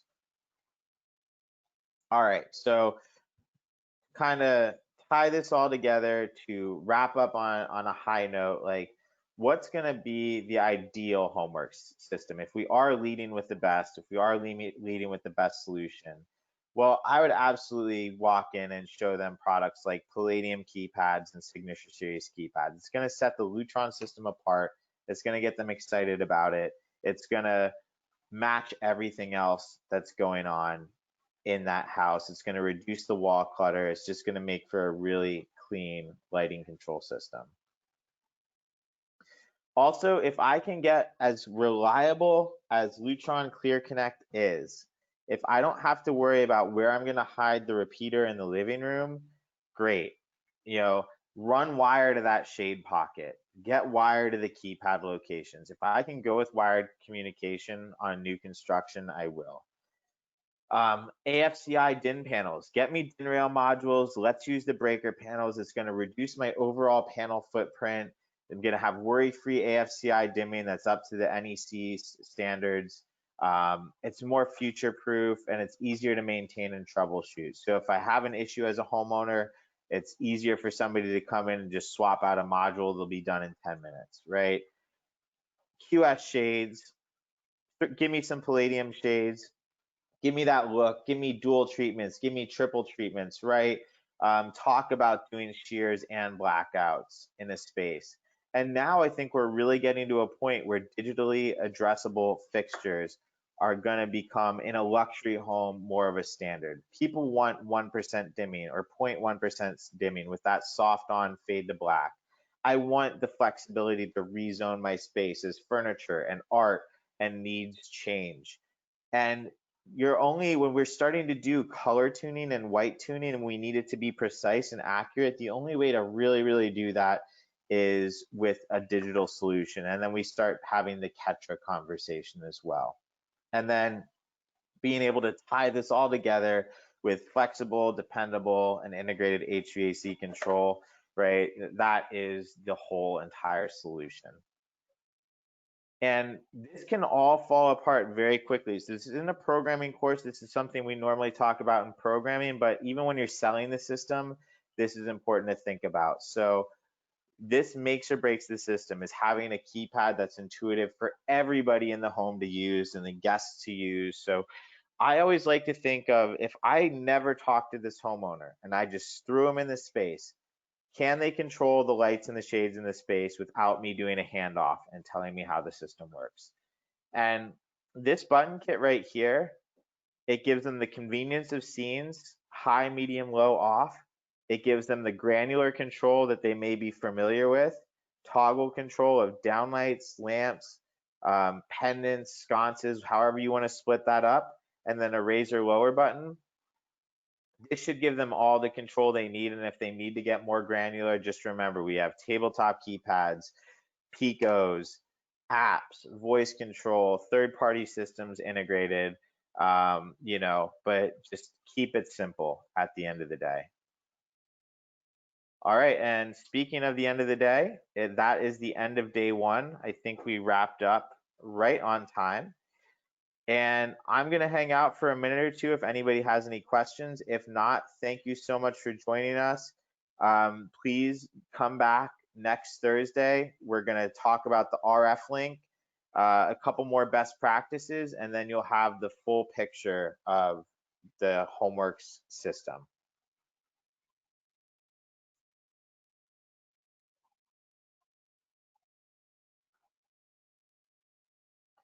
Thanks, Joe. We'll see you next week.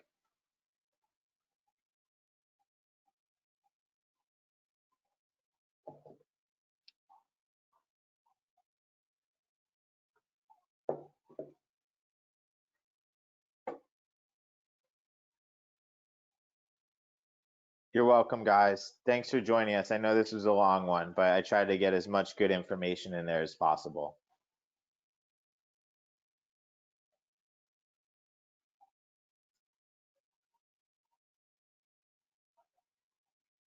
See you, Marius. Good seeing you yesterday. I'll talk to you soon.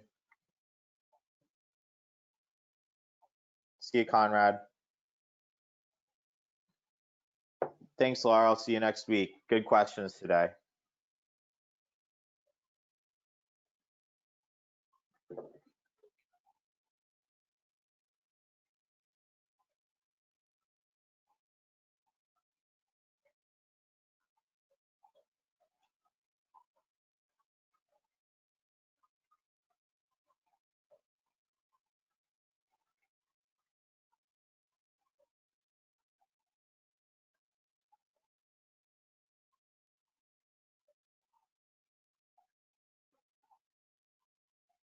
Jason, I'm going to assume that says thank you. I'm not sure what that word is.